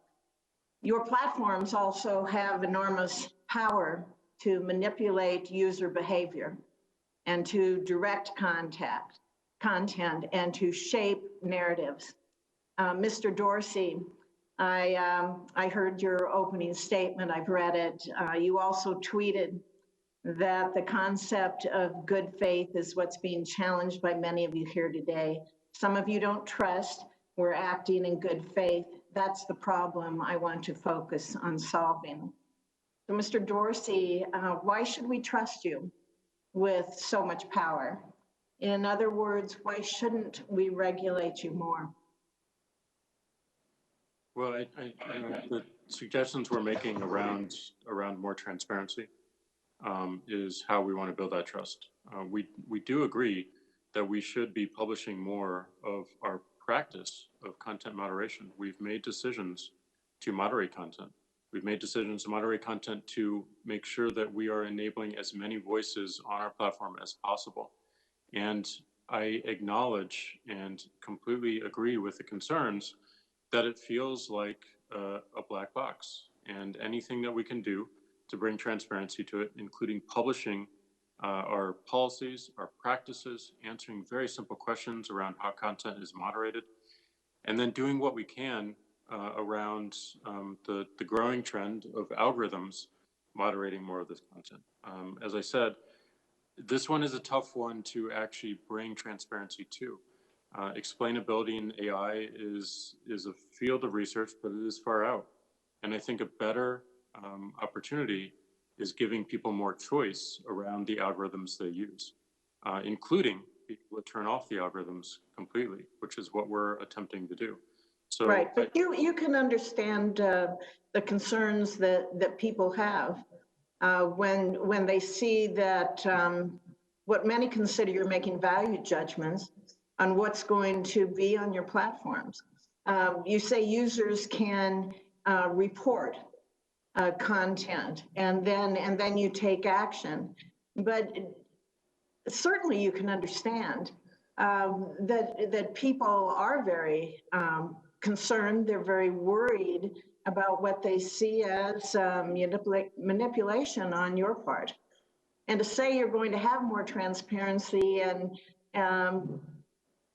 yeah, that's, sir, I would say with respect, I don't think that's enough just to say you're going to have that transparency there and you're not influencing people, because as any time a free press is blocked on both sides. What we would view in the political world as both sides here, when views aren't able to be expressed, that does have a huge amount of influence.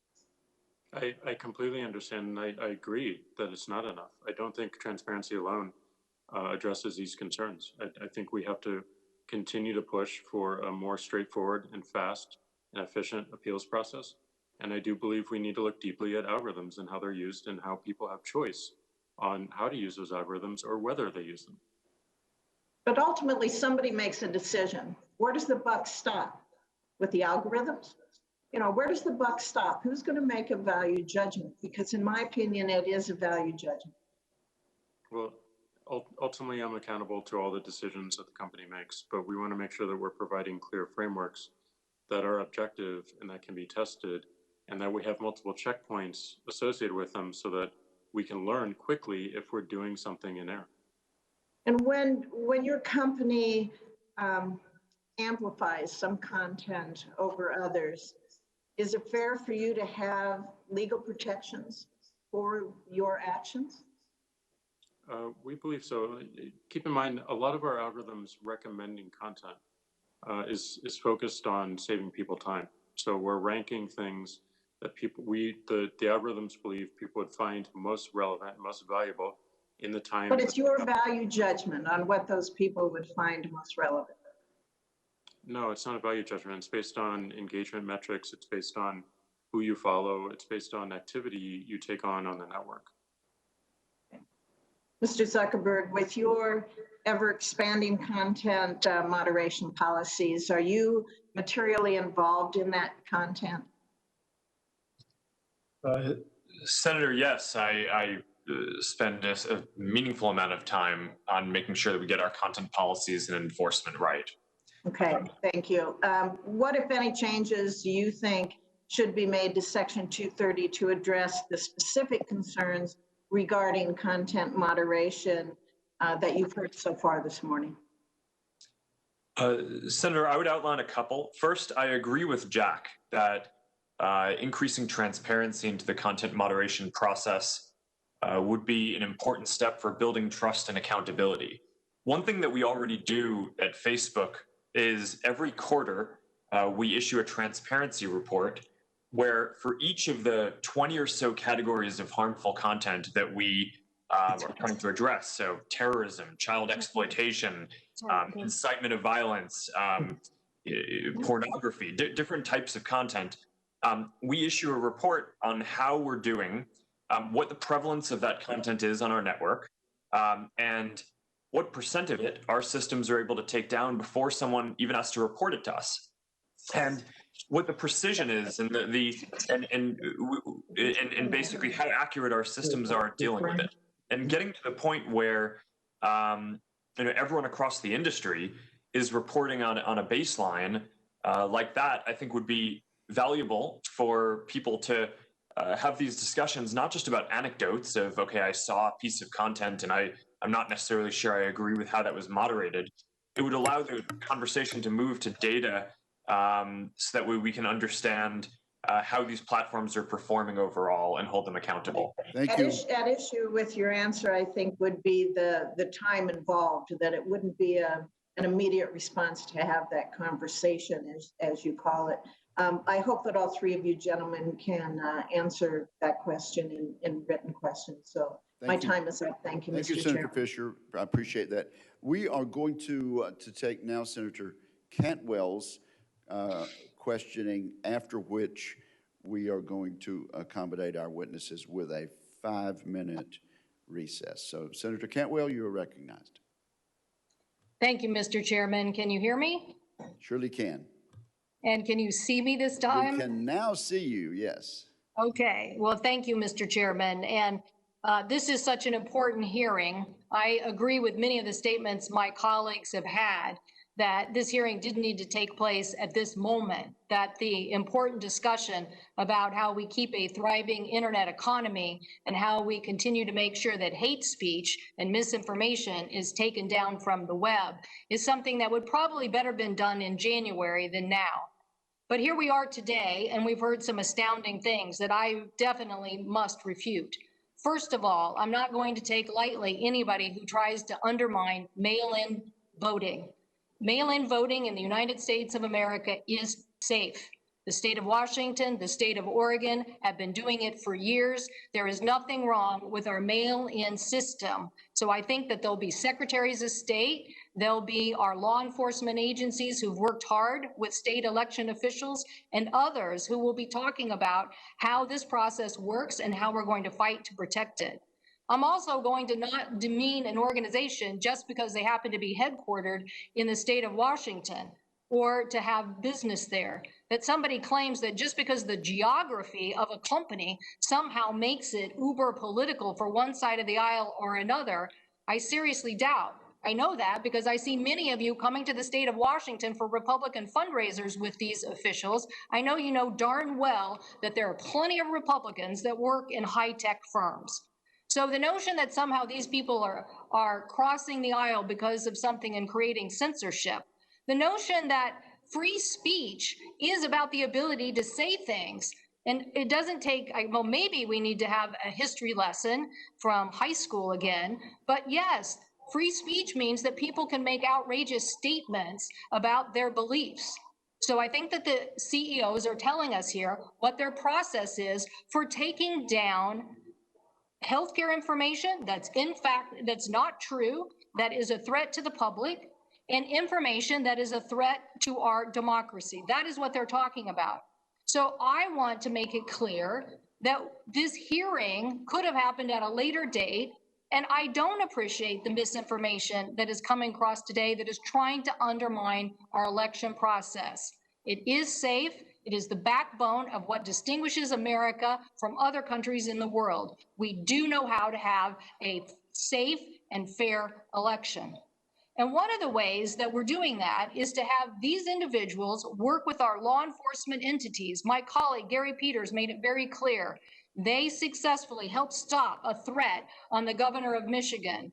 And why? Because they were working with them to make sure that information was passed on.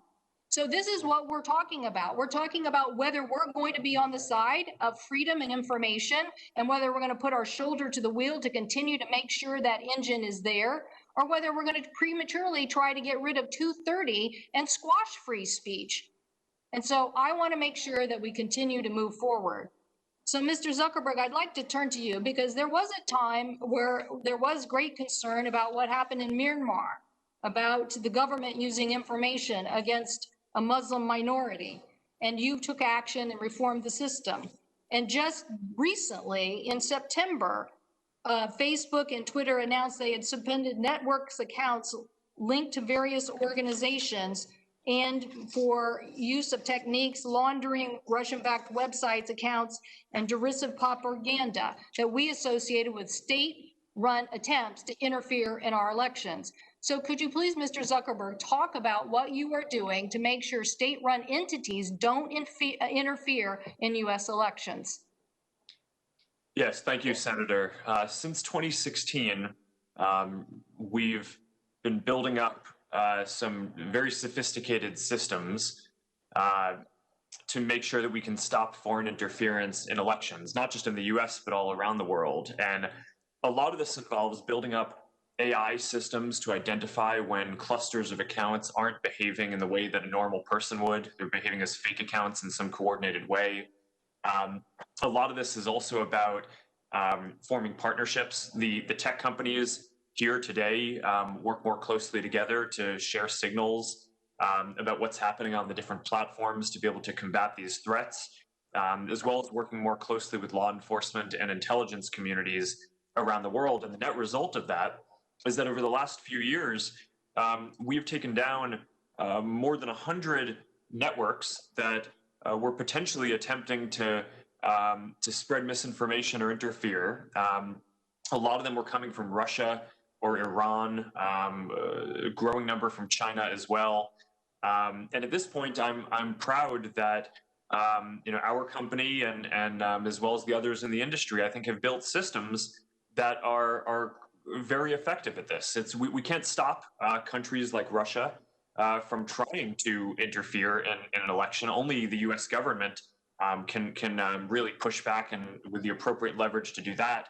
But we have built up systems to make sure that we can identify much faster when they're attempting to do that. And I think that should give the American people a good amount of confidence leading into this election. And is it true that those entities are trying to find domestic sources to help with that misinformation?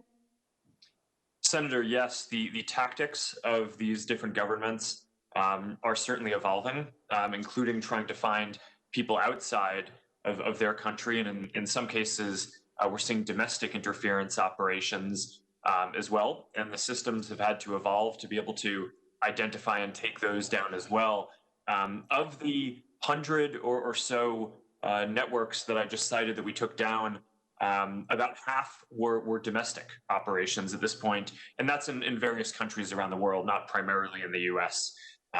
But this is a global phenomenon that we need to make sure that we continue pushing forward aggressively on.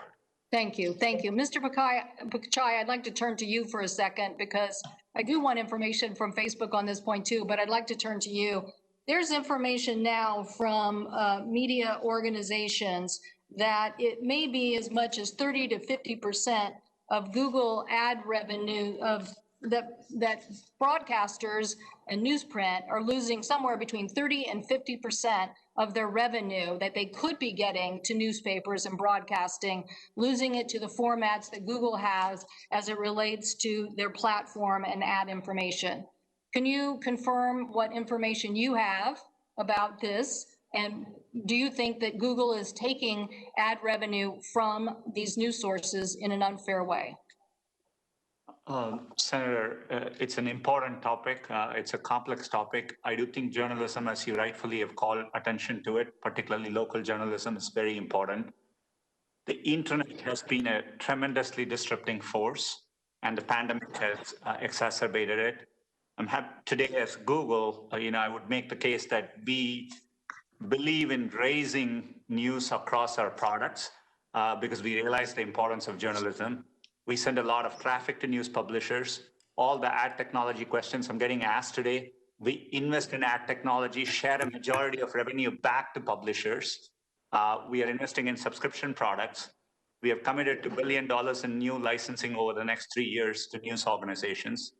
We have set up local emergency fund through COVID for local journalistic institutions. I could give plenty of examples, but the underlying forces which are impacting the industry, which is the internet, and whether it's Google, if not Google, advertisers are finding alternate sources. Yeah, I don't have a clock on me, so I don't know how much time I have to. You're a minute and a half over, but so let's see. Okay, well, I'll just leave it with this, that Mr. Picott, you hit on the key word, majority. I don't think that you return the majority of the revenue to these broadcast entities. I do think it's a problem. Yes, they've had to make it through the transformation, which is a rocky transformation, but the message from today's hearing is the free press needs to live and be supported by all of us. And we look forward to discussing how we can make sure that they get fair return on their value. Thank you, Mr. Chairman. Thank you, Senator Cantwell. We will now take a 5-minute recess and then we'll begin. Most of our members have not yet had a chance to ask questions. The committee's in recess for 5 minutes.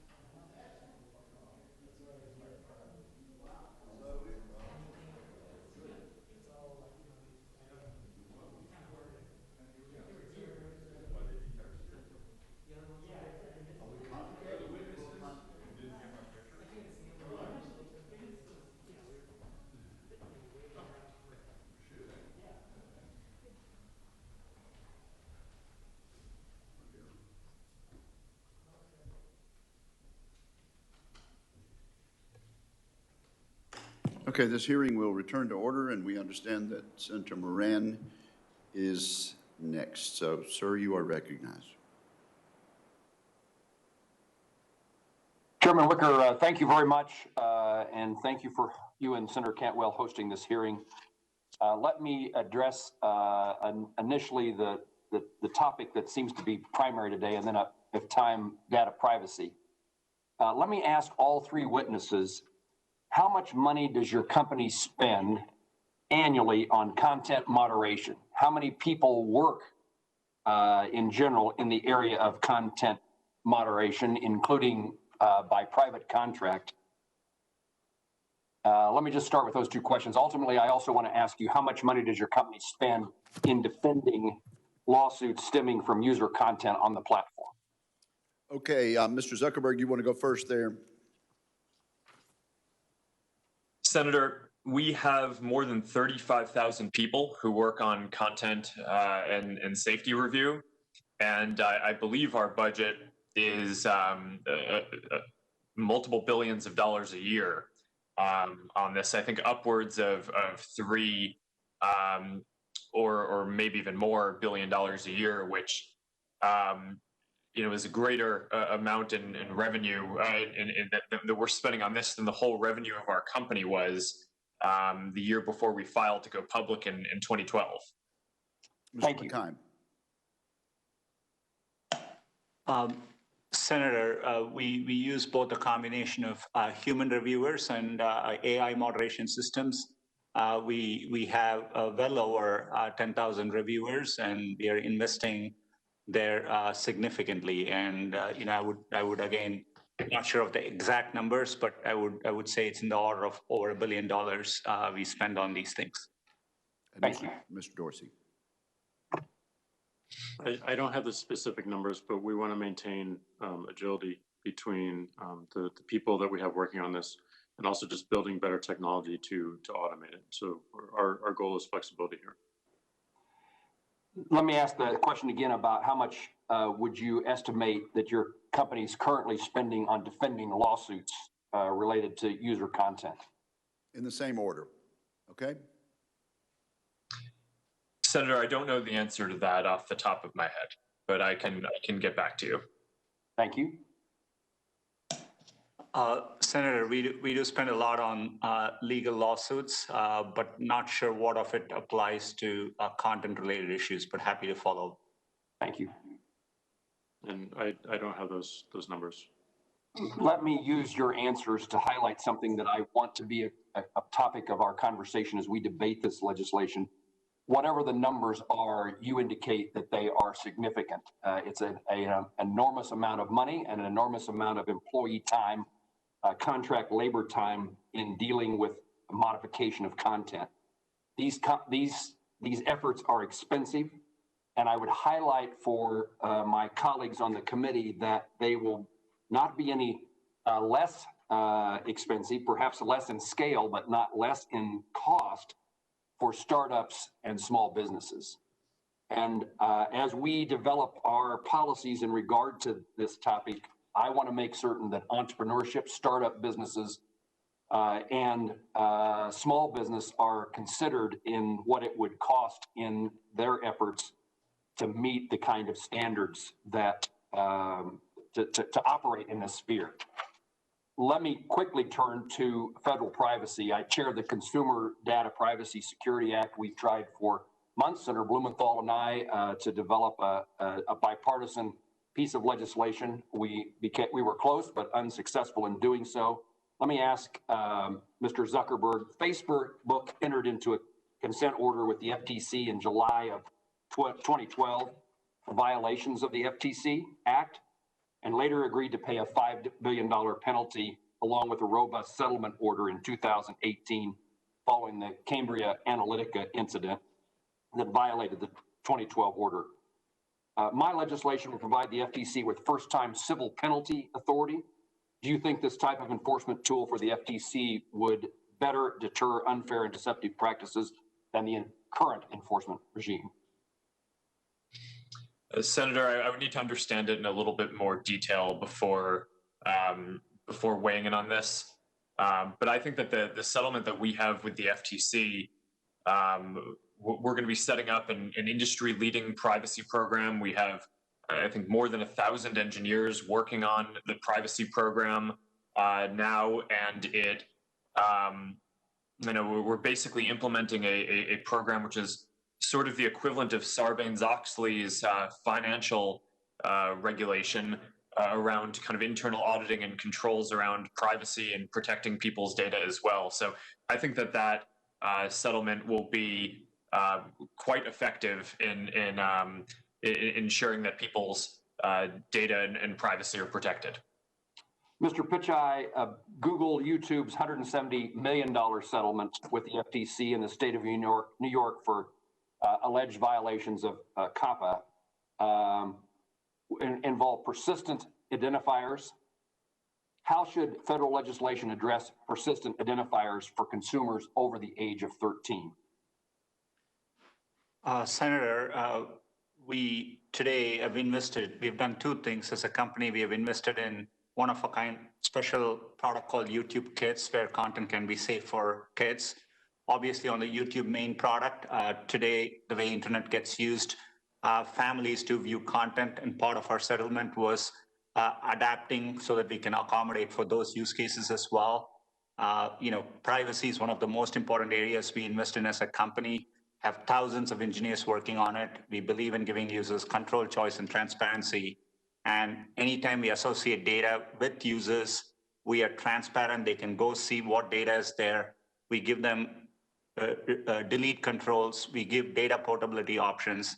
And just last year, we announced an important change by which for all new users, we delete the data automatically without them needing to do anything. And we encourage users to go through privacy checkup. Over 1 billion people have gone through their privacy checkups, and it's an area where we are investing significantly. Thank you. Chairman, I don't see my time clock. Do I have time for one more? You really don't. Your time has just expired, but thank you very much for... Mr. Chairman, thank you. Thank you so much. Senator Markey. Thank you, Mr. Chairman, very much.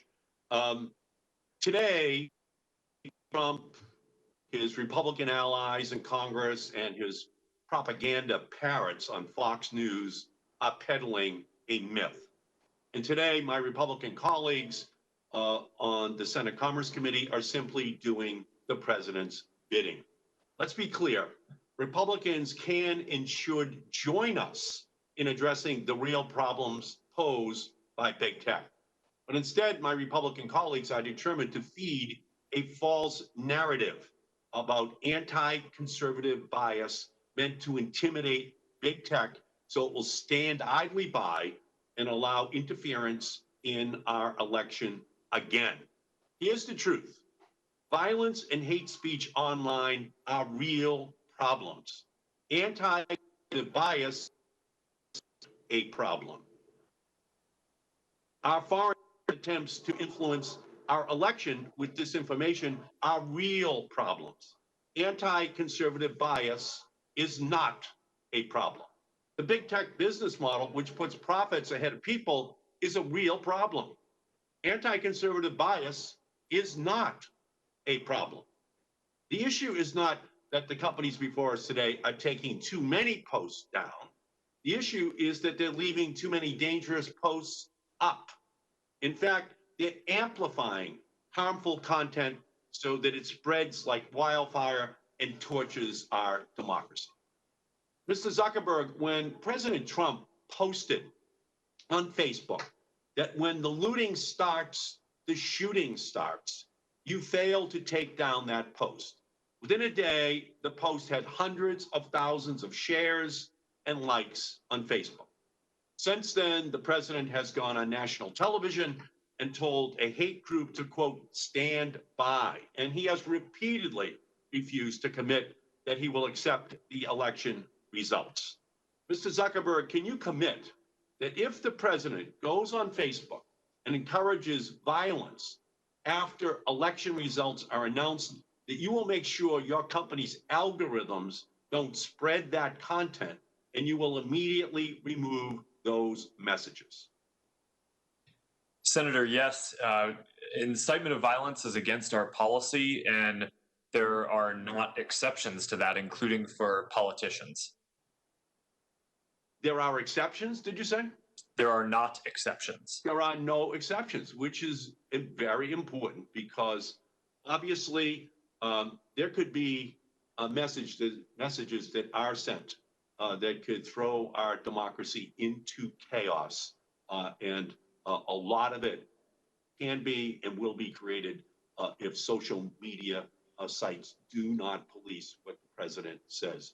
Mr. Zuckerberg, if President Trump shares Russian or Iranian disinformation, lying about the outcome of the election, can you commit that you will make sure your algorithms do not amplify that content and that you will immediately take that content down? Senator, we have a policy in place that prevents any candidate or campaign from prematurely declaring victory or trying to delegitimize the result of the election. And what we will do in that case is we will append some factual information to any post that is trying to do that.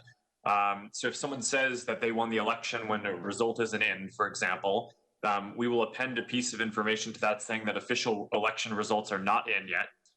So that way, anyone who sees that post will see that context in line. And also, if one of the candidates tries to prematurely declare victory or cite an incorrect result, we have a precaution that we've built in to put at the top of the Facebook app for everyone who signs in the US information about the accurate US election voting results. I think that this is a very important issue to make sure that people can get accurate information about the results of the election.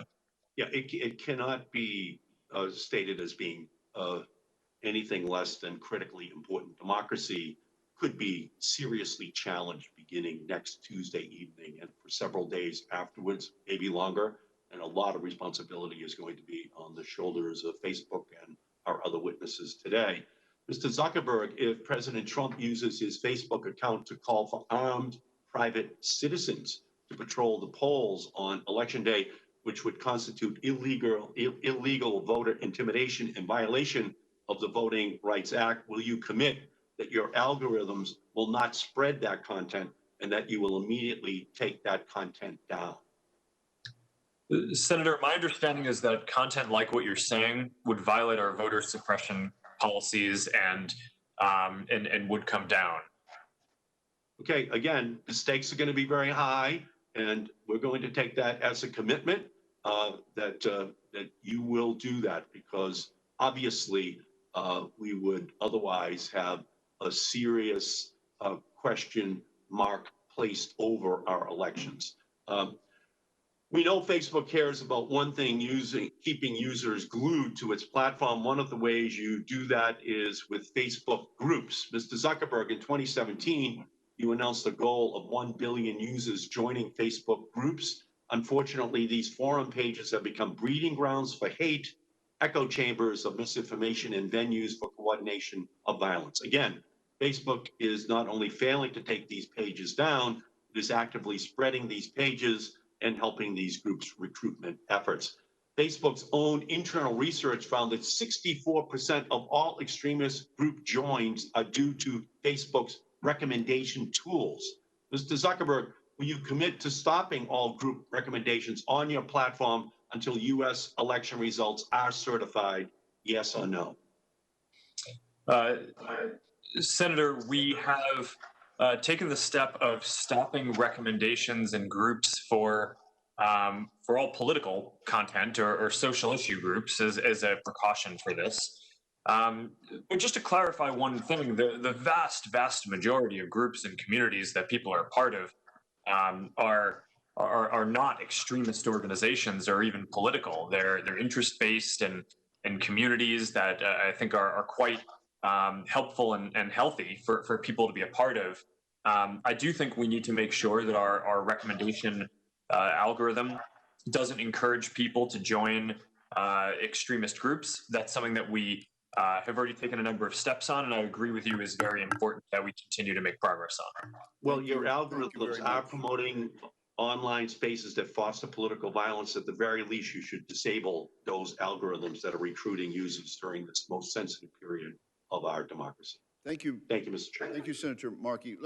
Mr. Zuckerberg, let me just ask you this. In these scenarios that Senator Markey was posing, that the action of Facebook would not be a function of algorithms in those cases, would it? Senator, I think that you're right, and that's a good clarification. A lot of this is more about enforcement of content policies. Some of the questions were about algorithms. I think group ranking is an algorithm, but broadly, I think a lot of it is content enforcement. Thank you for clarifying that. Senator Blackburn, you are recognized. Thank you, Mr. Chairman, and I want to thank each of you for coming to us voluntarily. We appreciate that. There are undoubtedly benefits to using your platforms. As you have heard everyone mention today, there are also some concerns, which you're also hearing. Privacy, free speech, politics, religion. And I have kind of chuckled as I've sat here listening to you all, that book, Valley of the Gods. It reminds me that you all are kind of in control of what people are going to hear, what they're going to see, and therefore you have the ability to dictate what is coming in, what information is coming into them. And I think it's important to realize, you know, you're set up as an information source, not as a news media. And so therefore, censoring things that you all think unseemly may be something that is not unseemly to people in other parts of the country. But let me ask each of you very quickly, do any of you have any content moderators who are conservatives? Mr. Dorsey first, yes or no? But we don't ask political ideology. Okay, you don't. Okay, Mr. Zuckerberg? Senator, we don't ask for their ideology, but just statistically, there are 35,000 of them in cities and places all across the country and world. So I would imagine yes. Mr. Patai? The answer would be yes, because we hire them, through the United States. Okay, all right. And looking at some of your censoring, Mr. Dorsey, you all have censored Joe Biden 0 times. You have censored Donald Trump 65 times. So I want to go back to Senator Gardner's questions. You claimed earlier that the Holocaust denial and threats of Jewish genocide by Iran's terrorist Ayatollah don't violate Twitter's so-called rules, and that it's important for world leaders like Iran's terrorist leader to have a platform on Twitter. So let me ask you this, who elected the Ayatollah? I don't know. You don't know? Okay. I think this is called a dictatorship. So are people in Iran allowed to use Twitter, or does the country whose leader you claim deserves a platform ban them from doing so? Ideally, we would love for the people of Iran to use Twitter. Well, Iran bans Twitter, and Mr. Zuckerberg, I know you are aware they ban Facebook also. So, Mr. Dorsey, is Donald Trump a world leader? Yes. Okay, so it would be important for world leaders to have access to your platform, correct? Correct. And so why do you deny that platform via censorship to the U.S. president? We haven't censored the U.S. president. Oh, yes, you have.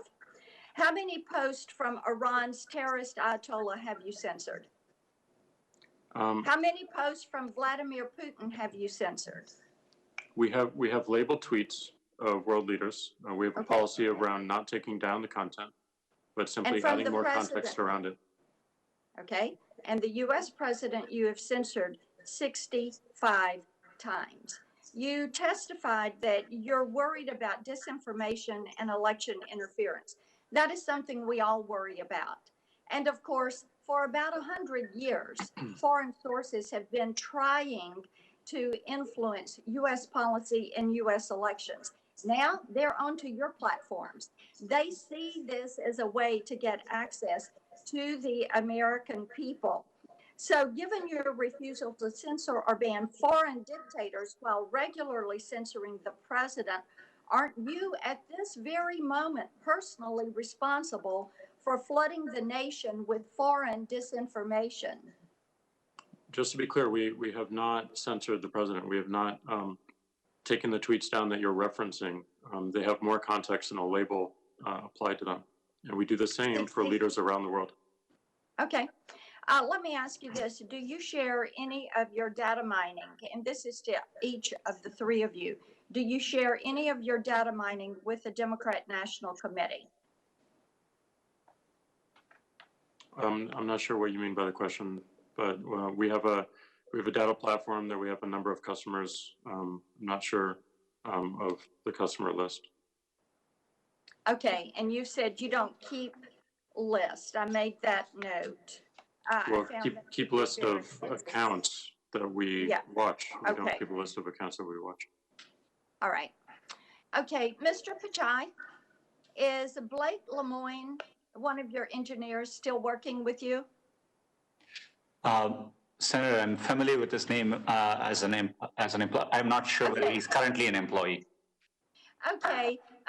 Well, he has had very unkind things to say about me, and I was just wondering if you all had still kept him working there. Also, I want to mention with you, Mr. Pachai, the way you all have censored some things. Google searches for Joe Biden generated approximately 30,000 impressions for Breitbart links. This was on May 1. And after May 5th, both the impressions and the clicks went to zero. I hope that what you all realize from this hearing is that there is a pattern. You may not believe it exists, but there is a pattern of subjective manipulation of the information that is available to people from your platforms.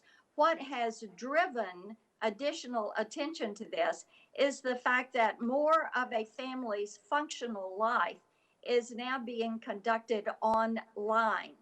Because of this, more people are realizing that you are picking winners and losers. You're trying to, Mr. Zuckerberg, years ago you said Facebook functioned more like a government than a company. And you're beginning to insert yourself into these issues of free speech. Mr. Zuckerberg, with my time that is left, let me ask you this.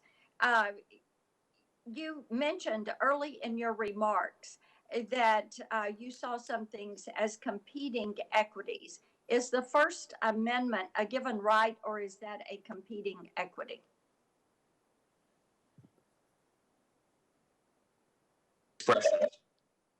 I believe strongly in free expression.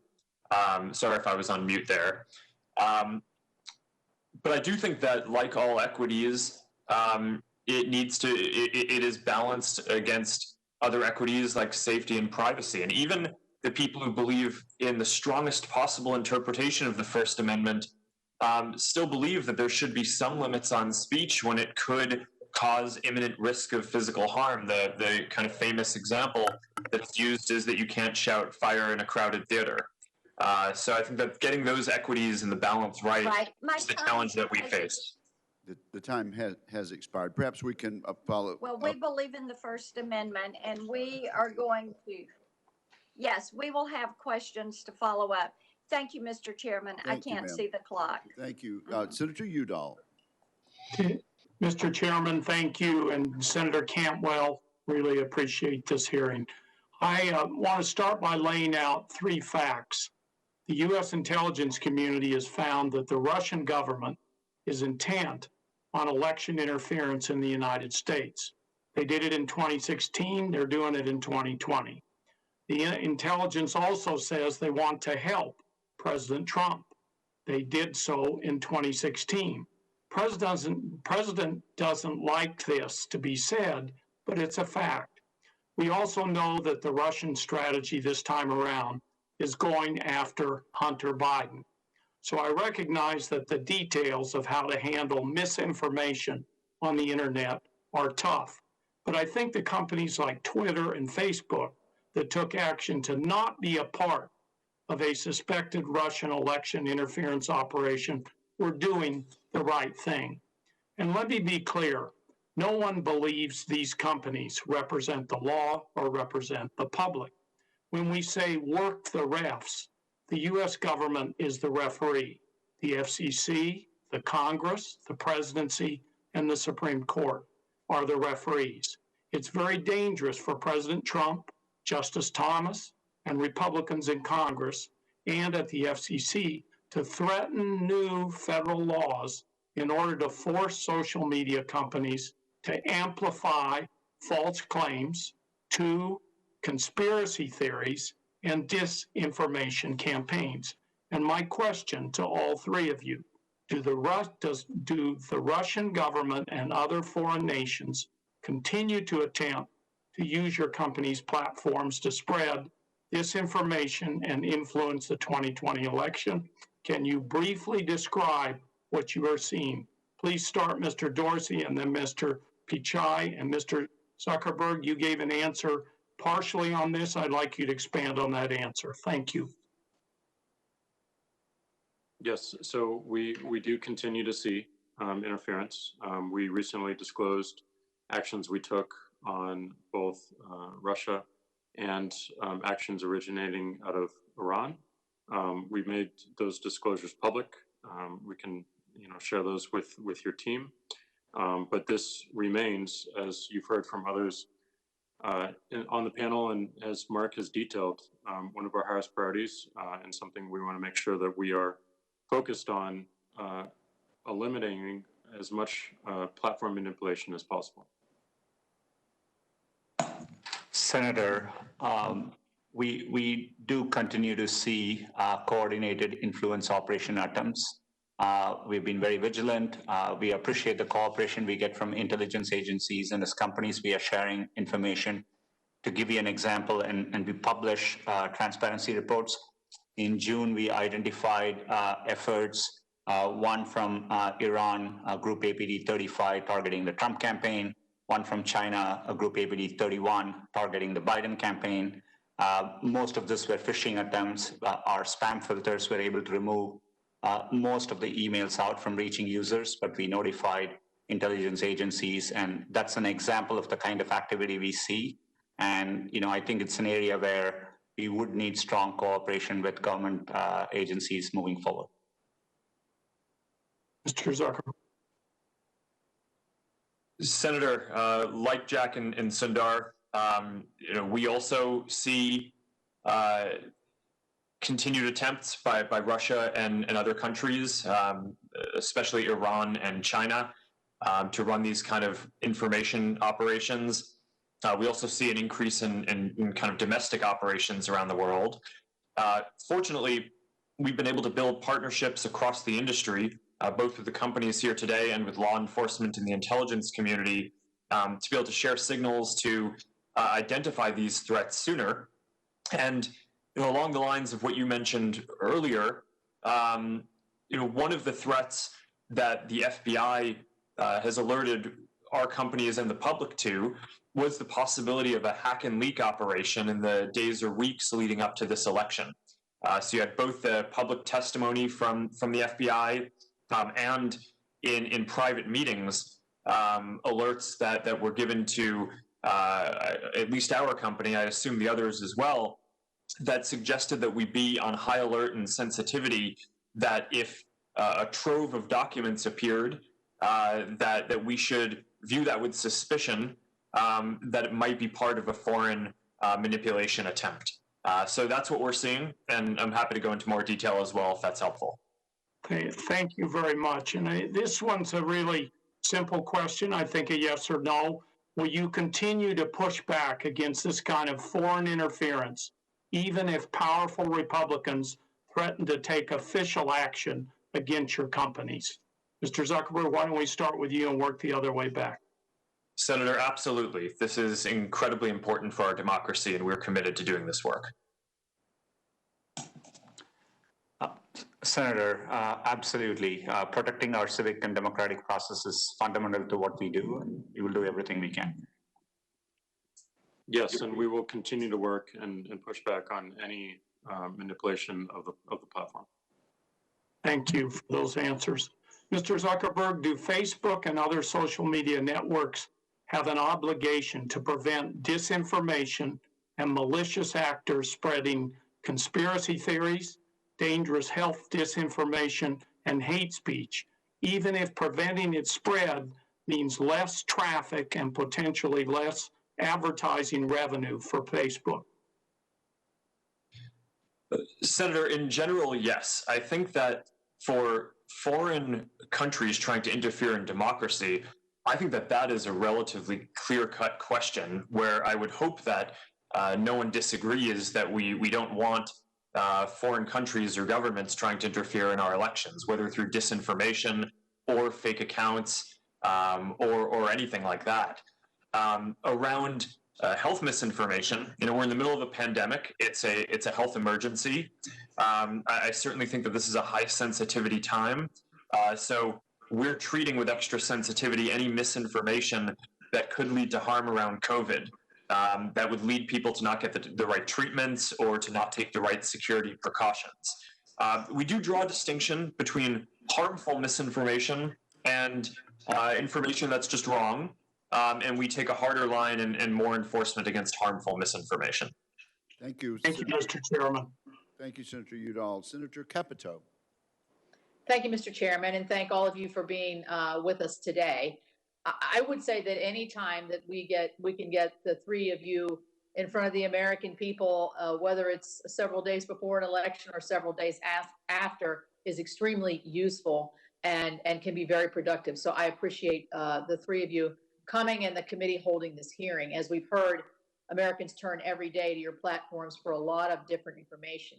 I would like to give a shout out to Mr. Zuckerberg, because the last time he was in front of our committee, I had asked him to share the plenty of Facebook into rural America and help us with our fiber deployments into rural America. And when we see in this COVID environment, we see how important that is. And he followed through with that. I would like to thank him and his company for helping partner with us in West Virginia to get more people connected. And I think that is an essential. I would make a suggestion as well, maybe when we get to the end, when we talk about fines, what I think we could do with these millions and billion-dollar fines that some of your companies have been penalized on. We could make a great jump and get to that last household. But the topic today is on objectionable content and how you make those judgments. So quickly, each one of you, I know that in the Section 230, it says that the term is objectionable content or otherwise objectionable. Would you be in favor of redefining that more specifically? That's awful broad, and that's where I think some of these questions become very difficult to answer. So we'll start with Mr. Dorsey on the how do you define otherwise objectionable, and how can we improve that definition so that it's easier to follow? Well, our interpretation of objectionable is anything that is limiting potentially the speech of others. A lot of our policies are focused on making sure that people feel safe to express themselves. And when we see abuse, harassment, misleading information, these are all threats against that, and it makes people want to leave the internet, makes people want to leave these conversations online. So that is what we're trying to protect, is making sure that people feel safe enough and free enough to express themselves in whatever way they wish. So this a follow-up to that. Much has been talked about the blocking of the New York Post. Do you have an instance, or for instance, of when you've actually blocked somebody that would be considered politically liberal on the other side in the political realm in this country? Do you have an example of that to sort of offset where the New York Post criticism has come from? Well, we don't have an understanding of the ideology of any one particular account, and that is also not how our policies are written or our enforcement taken. So I'm sure there are a number of examples, but that is not our focus. We're looking purely at the violations of our policies, taking action against that. Yeah, Mr. Zuckerberg, how would you define otherwise objectionable? If not, how would you define it? But how would you refine the definition of that to make it more objective than subjective?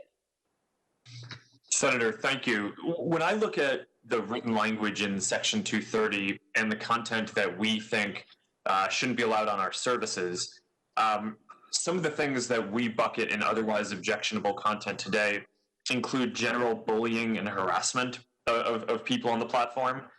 So somewhat similar to what Jack was just talking about a minute ago. And I would worry that some of the proposals that suggest getting rid of the phrase otherwise objectionable from Section 230 would limit our ability to remove bullying and harassing content from our platforms, which I think would make them worse places for people. So I think we need to be very careful in how we think through that. Oh, thank you. Mr. Pichai? Senator, maybe where I would add is that the content is so dynamic. YouTube gets 500 hours per minute of video uploaded on an average any day. Search 15% of queries we have never seen before. To give you an example, a few years ago, there was an issue around teenagers consuming Tide Pods, and it was a kind of issue which was causing real harm. When we run into those situations, we are able to act with certainty and protect our users. The Christchurch shooting, where there was a live shooter, live streaming horrific images, it was a learning moment for all our platforms. We were able to intervene, again, with certainty. And so that's what otherwise objectionable allows. And, I think that flexibility is what allows us to focus. We always state with clear policies what we are doing, but I think it gives platforms of all sizes, flexibilities to protect our users.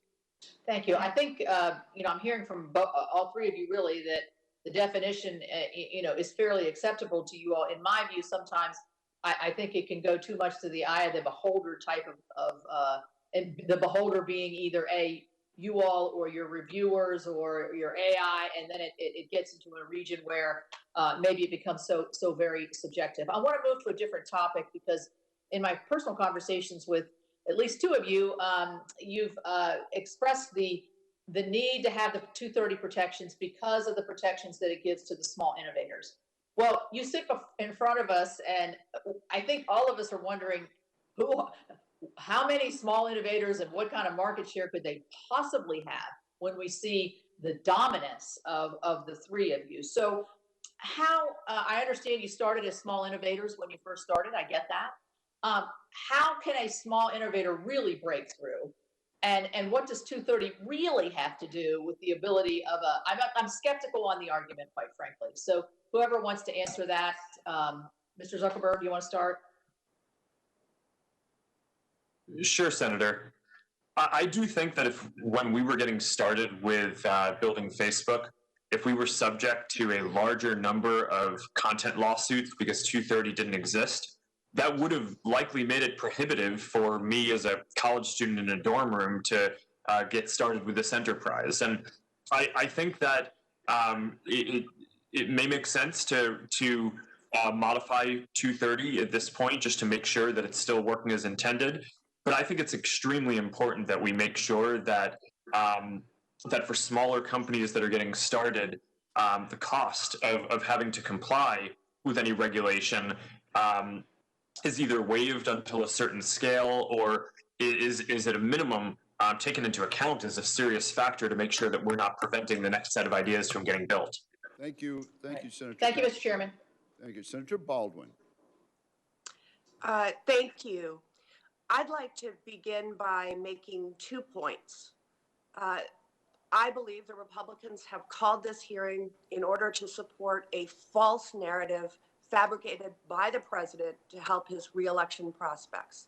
And number 2, I believe that the tech companies here today need to take more action, not less, to combat misinformation, including misinformation on the election, misinformation on the COVID-19 pandemic, and misinformation and posts meant to incite violence. And that should include misinformation spread by President Trump on their platforms. So I want to start with asking the committee clerk to bring up my first slide.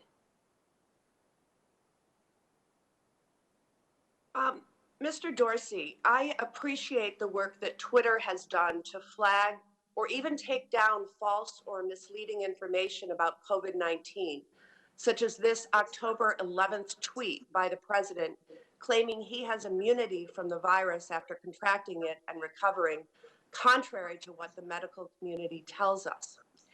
Just yesterday morning, the president tweeted this, that the media is incorrectly focused on the pandemic and that our nation is, quote, rounding the turn on COVID-19. In fact, according to Johns Hopkins University, in the past week, the 7-day national average of new cases reached its highest level ever. And in my home state of Wisconsin, case counts continue to reach record levels. Yesterday, Wisconsin set a new record with 64 deaths and 5,462 new confirmed cases of COVID-19. That is not rounding the turn, but it's also not a tweet that was flagged or taken down. Mr. Dorsey, given the volume of misleading posts about COVID-19 out there, do you prioritize removal based on something like the reach or audience of a particular user of Twitter?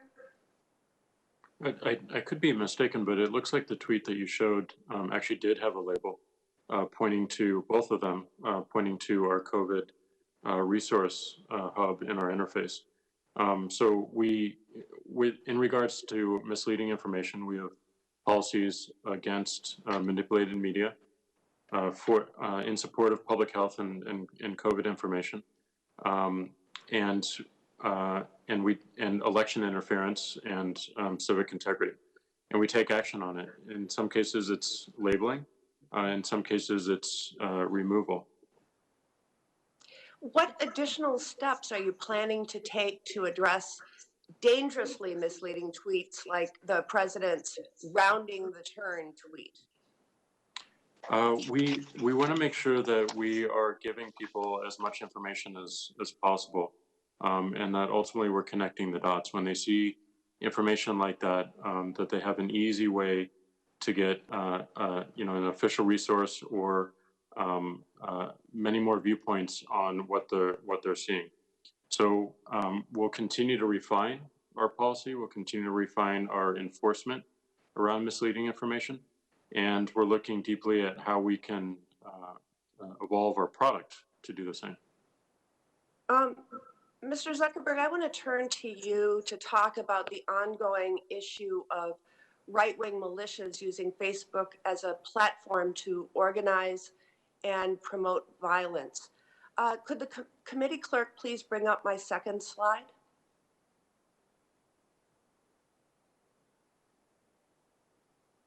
On August 25th, a self-described militia group called Kenosha Guard created a Facebook event page entitled Armed Citizens to Protect Our Lives and Property, encouraging armed individuals to go to Kenosha and, quote, defend the city during a period of civil unrest following the police shooting of Jacob Blake. That evening, a 17-year-old from Illinois did just that and ended up killing 2 protesters and seriously injuring a third. Commenters in this group wrote that they wanted to kill looters and rioters and switch to real bullets and put a stop to these rioting, impetuous children. While Facebook has already had a policy in place banning militia groups, this page remained in place. According to press reports, Facebook received more than 450 complaints about this page, but your content moderators did not remove it, something you subsequently called an operational mistake. Recently, as you heard earlier in questions, the alleged plot to kidnap Michigan Governor Gretchen Whitmer and the potential for intimidation or even violence at voting locations show that the proliferation of the threat of violence on Facebook remains a very real and urgent problem. Mr. Zuckerberg, in light of the operational mistake around Kenosha, what steps has Facebook taken to ensure that your platform is not being used to promote more of this type of violence? Thank you, Senator. This is a big area of concern for me personally and for the company. We've strengthened our policies to prohibit any militarized social movement. So any kind of militia like this. We've also banned conspiracy networks. So QAnon being the largest example of that. That is completely prohibited on Facebook at this point, which, you know, in this period where I'm personally worried about the potential of increased civil unrest, making sure that those groups can't organize on Facebook may cut off some legitimate uses, but I think that they will also preclude greater potential for organizing any harm. And by making the policy simpler, we will also make it so that there are fewer mistakes in content moderation. So I feel like we're in a much stronger place on the policies on this at this point. Thank you, Senator Baldwin. Senator Lee. Thank you very much, Mr. Chairman. I want to read a few quotes from each of you, or each of our three witnesses, and from your companies, and then I may ask for a response. So, Mr. Zuckerberg, this one's from you. You said, quote, "We've built Facebook to be a platform for all ideas. Our community's success depends on everyone feeling comfortable sharing what they want. It doesn't make sense for our mission or for our business to suppress political content or prevent anyone from seeing what matters most to them." You said that, I believe, on May 18th, 2016. Mr. Dorsey, on September 5th, 2018, you said, "Let me be clear about one important and foundational fact. Twitter does not use political ideology to make any decisions." Mr. Pakai, on October 28th, 2020, you said, "Let me be clear. We approach our work without political bias, full stop." Now, these quotes make me think that there is a good case to be made that you're engaging in unfair or deceptive trade practices in violation of federal law. I see these quotes where each of you tell consumers and the public about your business practices. But then you seem to do the opposite and take censorship-related actions against the president, against members of his administration, against the New York Post, the Babylon Bee, the Federalist, pro-life groups, and there are countless other examples. In fact, I think the trend is clear that you almost always censor, meaning, and when I use the word censor here, I mean block content, fact check, or label content, or demonetize websites of conservative, Republican, or pro-life individuals or groups or companies contradicting your commercial promises. But I don't see this suppression of high-profile liberal commentators. So, for example, have you ever censored a Democratic senator? How about President Obama? How about a Democratic presidential candidate? How about Planned Parenthood or NARAL or Emily's List? So, Mr. Zuckerberg, Mr. Dorsey, and Mr. Pakai, can any of you, and let's go in that order, Zuckerberg, Dorsey, and then Pakai, can you name for me one high-profile person or entity from a liberal ideology who you have censored and what particular action you took? Senator, I can get you a list of some more of this, but there are certainly many examples that your Democratic colleagues object to when a fact checker might label something as false that they disagree with, or they're not able to. I get that. I get that. I just want to be clear. I'm just asking you if you can name for me one high-profile liberal person or company who you've censored. I understand that you're saying that there are complaints on both sides, but I just want one name of one person or one entity. Senator, I need to think about it and get you more of a list, but there are certainly many issues on both sides of the aisle where people think we are making content moderation decisions that they disagree with. I got that, and I think everybody on this call could agree that they could identify at least 5, maybe 10, maybe more high-profile conservative examples. What about you, Mr. Dorsey? Well, we can give a more exhaustive list, but again, we don't have an understanding of political ideology of our accounts. But I'm not asking for an exhaustive list. I'm asking for a single example. Just one individual, one entity, anyone. We've taken action on tweets from members of the House for election misinfo. Can you identify any example? Yes, with two Democratic Congress people on election misinfo. I'll get those names to you. Great. Mr. Pakai, how about you? Senator, I'll give specific examples, but let me step back. We don't censor. We have moderation policies which we apply equally. To give you an example, on our ads. I get that. I use the word censor as a term of art there, and I defined that term. And I don't. Again, I'm not asking for a comprehensive list. I want a name. Any name. We have turned down ads from Priorities USA, from Vice President Biden's campaign. We have had compliance issues with World Socialist Review, which is a left-leaning publication. Well, we can give you several examples, but for example, when we have a graphic content policy, we don't allow for ads which show graphic, violent content in those ads. And we have taken down ads on both sides of the campaign, and I gave you a couple of examples. Okay. At least with respect to Mr. Zuckerberg and Mr. Dorsey, and I would point out that with respect to Mr. Pakai, those are not nearly as high profile. I don't know if I can identify anyone picked at random from the public, even picked at random from the public as far as members of the political active community in either political party who could identify those right off the top of the bat. Look, there is a disparity between the censorship, and again, I'm using that as a term of art as I've defined it a moment ago, between the censorship of conservative and liberal points of view. And it's an enormous disparity.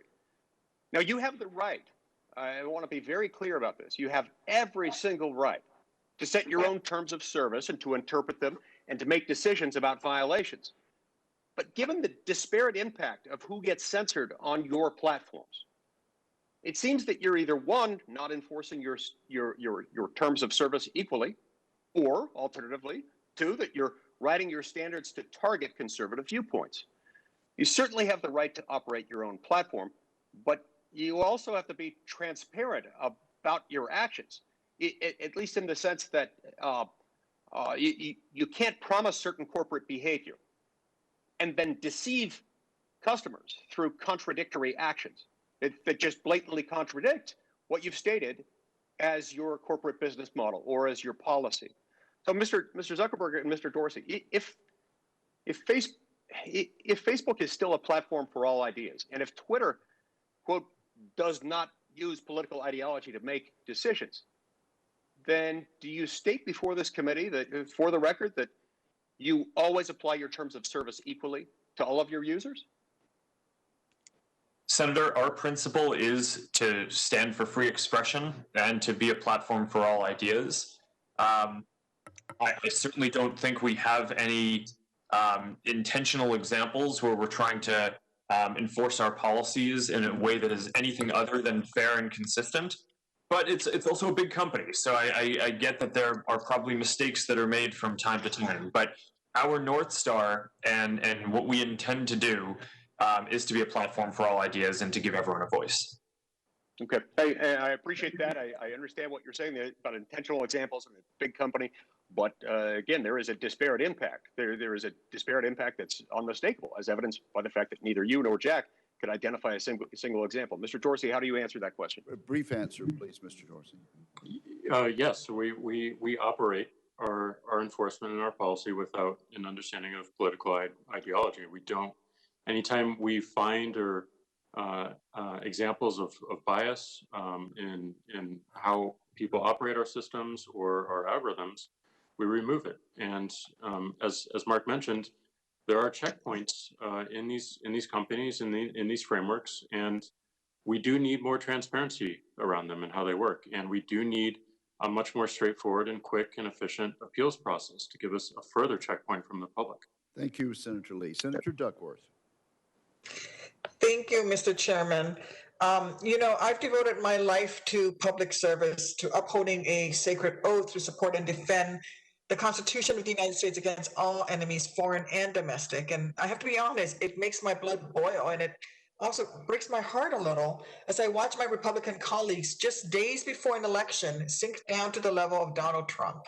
By placing the selfish interests of Donald Trump ahead of the health of our democracy, Senate Republicans, whether they realize it or not, are weakening our national security and providing aid to our adversaries. As my late friend Congressman Cummings often reminded us, we're better than this. Look, our democracy is under attack right now. Every American, every member of Congress should be committed to defending the integrity of our elections from hostile foreign interference. Despite all the recent talk of great power competition, our adversaries know they still cannot defeat us on a conventional battlefield.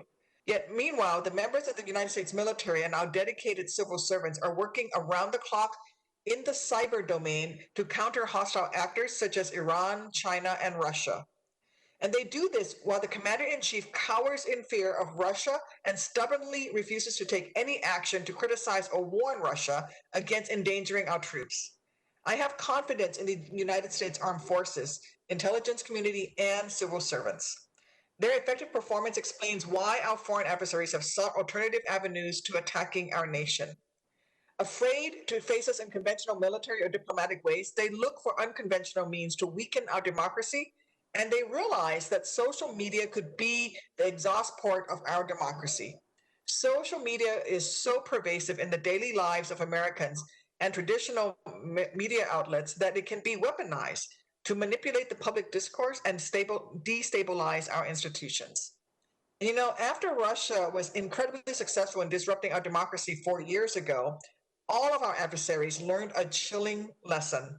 Social media companies cannot be trusted to put patriotism above profit.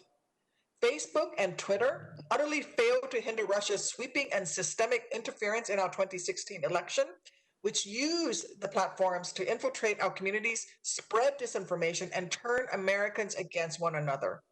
Of course, the situation has grown far worse today, as evidenced by today's partisan sham hearing. While corporations may plead ignorance prior to the 2016 election, President Trump and his Republican enablers in the Senate have no such excuse. Senate Republicans cut a deal to become the party of Trump, and now they find themselves playing a very dangerous game. By encouraging Russia's illegal hacking, by serving as the spreaders and promoters of disinformation cooked up by foreign intelligence services, and by falsely claiming censorship when responsible actors attempt to prevent hostile foreign adversaries from interfering in our elections, Senate Republicans insult the efforts of true patriots working to counter malign interference and weaken our security. This committee is playing politics at a time when responsible public officials should be doing everything to preserve confidence in our system of elections and system of government. The reckless actions of Donald Trump and Senate Republicans do not let technology companies off the hook.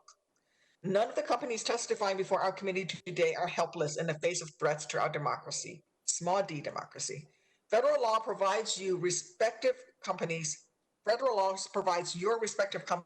with authority to counter foreign disinformation and counterintelligence propaganda. And I want to be absolutely clear, gentlemen, that I fully expect each of you to do so.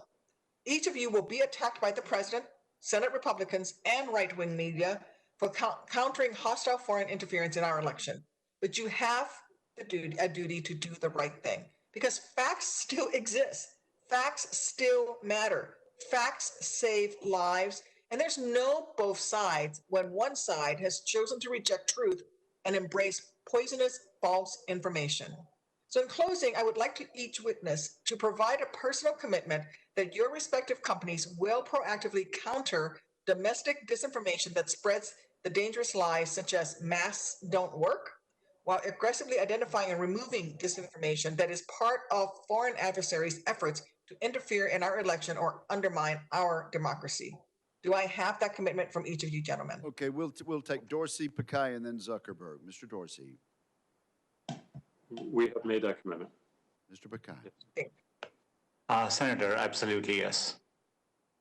And Mr. Zuckerberg. Yes, Senator. I agree with that. Thank you. Your industry's success or failure in achieving this goal will have far-reaching life or death consequences for the American people and the future of our democracy. Thank you, and I yield back, Mr. Chairman. The senator yields back. Senator Johnson. I'd like to start with a question for all three of the witnesses.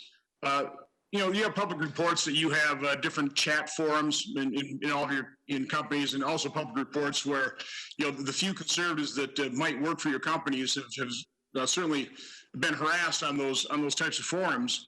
I don't expect you to have taken poll of your employees, but I just want to get a kind of a sense, because I think it's pretty obvious. But would you say that the political ideology of the employees of your company is, you know, let's say 50-50, conservative versus liberal progressive, or do you think it's closer to 90% liberal, 10% conservative? We'll start with Mr. Dorsey.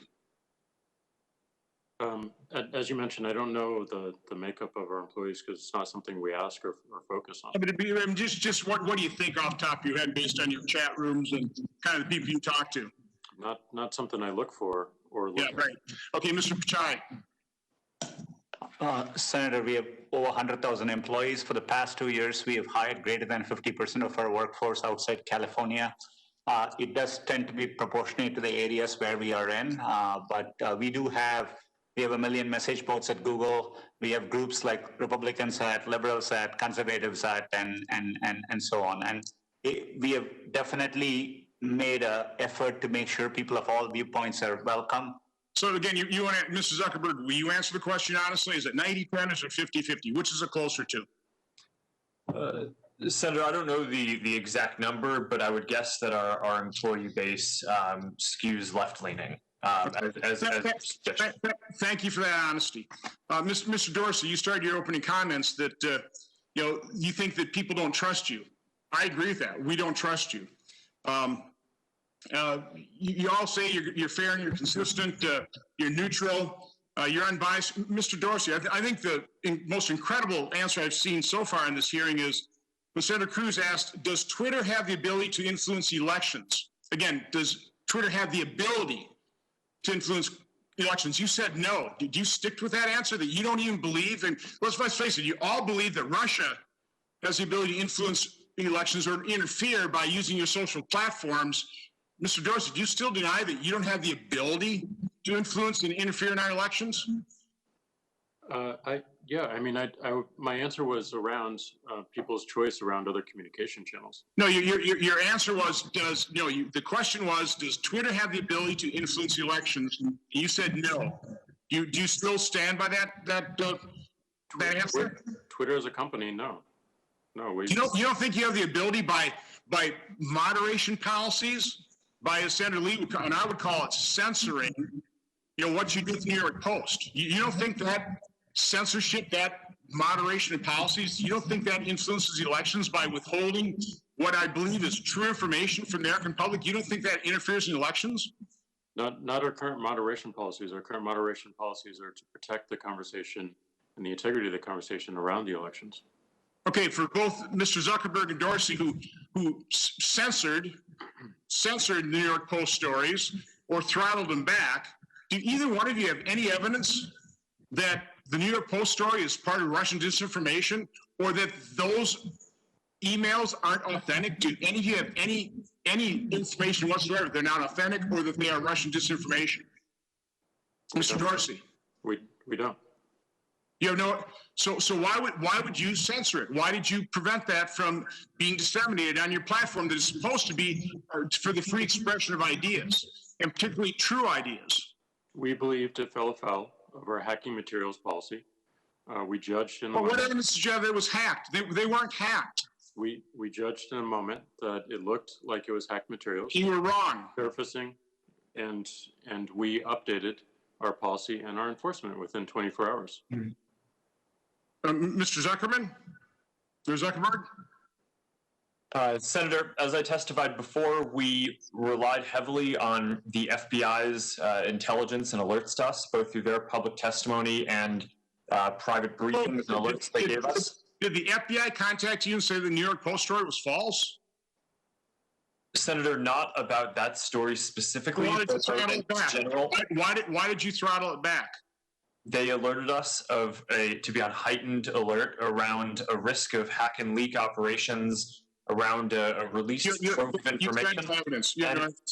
And Senator, to be clear on this, we didn't censor the content. We flagged it for fact checkers to review, and pending that review, we temporarily constrained its distribution to make sure that it didn't spread wildly while it was being reviewed. But it's not up to us either to determine whether it's Russian interference nor whether it's true. We rely on the FBI and intelligence and fact checkers to do that. Mr. Dorsey, you talked about your policies toward misinformation, and that you will block misinformation if it's about against civic integrity, election interference, or voter suppression. Let me give you a tweet that was put up on Twitter. It says, Senator Ron Johnson is my neighbor and strangled our dog, Buttons, right in front of my 4-year-old son and 3-year-old daughter. The police refuse to investigate. This is a complete lie, but important to retweet and note that there are more of my lies to come. Now, we contacted Twitter and we asked them to take it down, and here's the response. Thanks for reaching out. We escalated this to our support team for their review, and they have determined that this is not a violation of our policies. So, Mr. Dorsey, how could a complete lie, it's admitted it's a lie, how does that not affect civic integrity?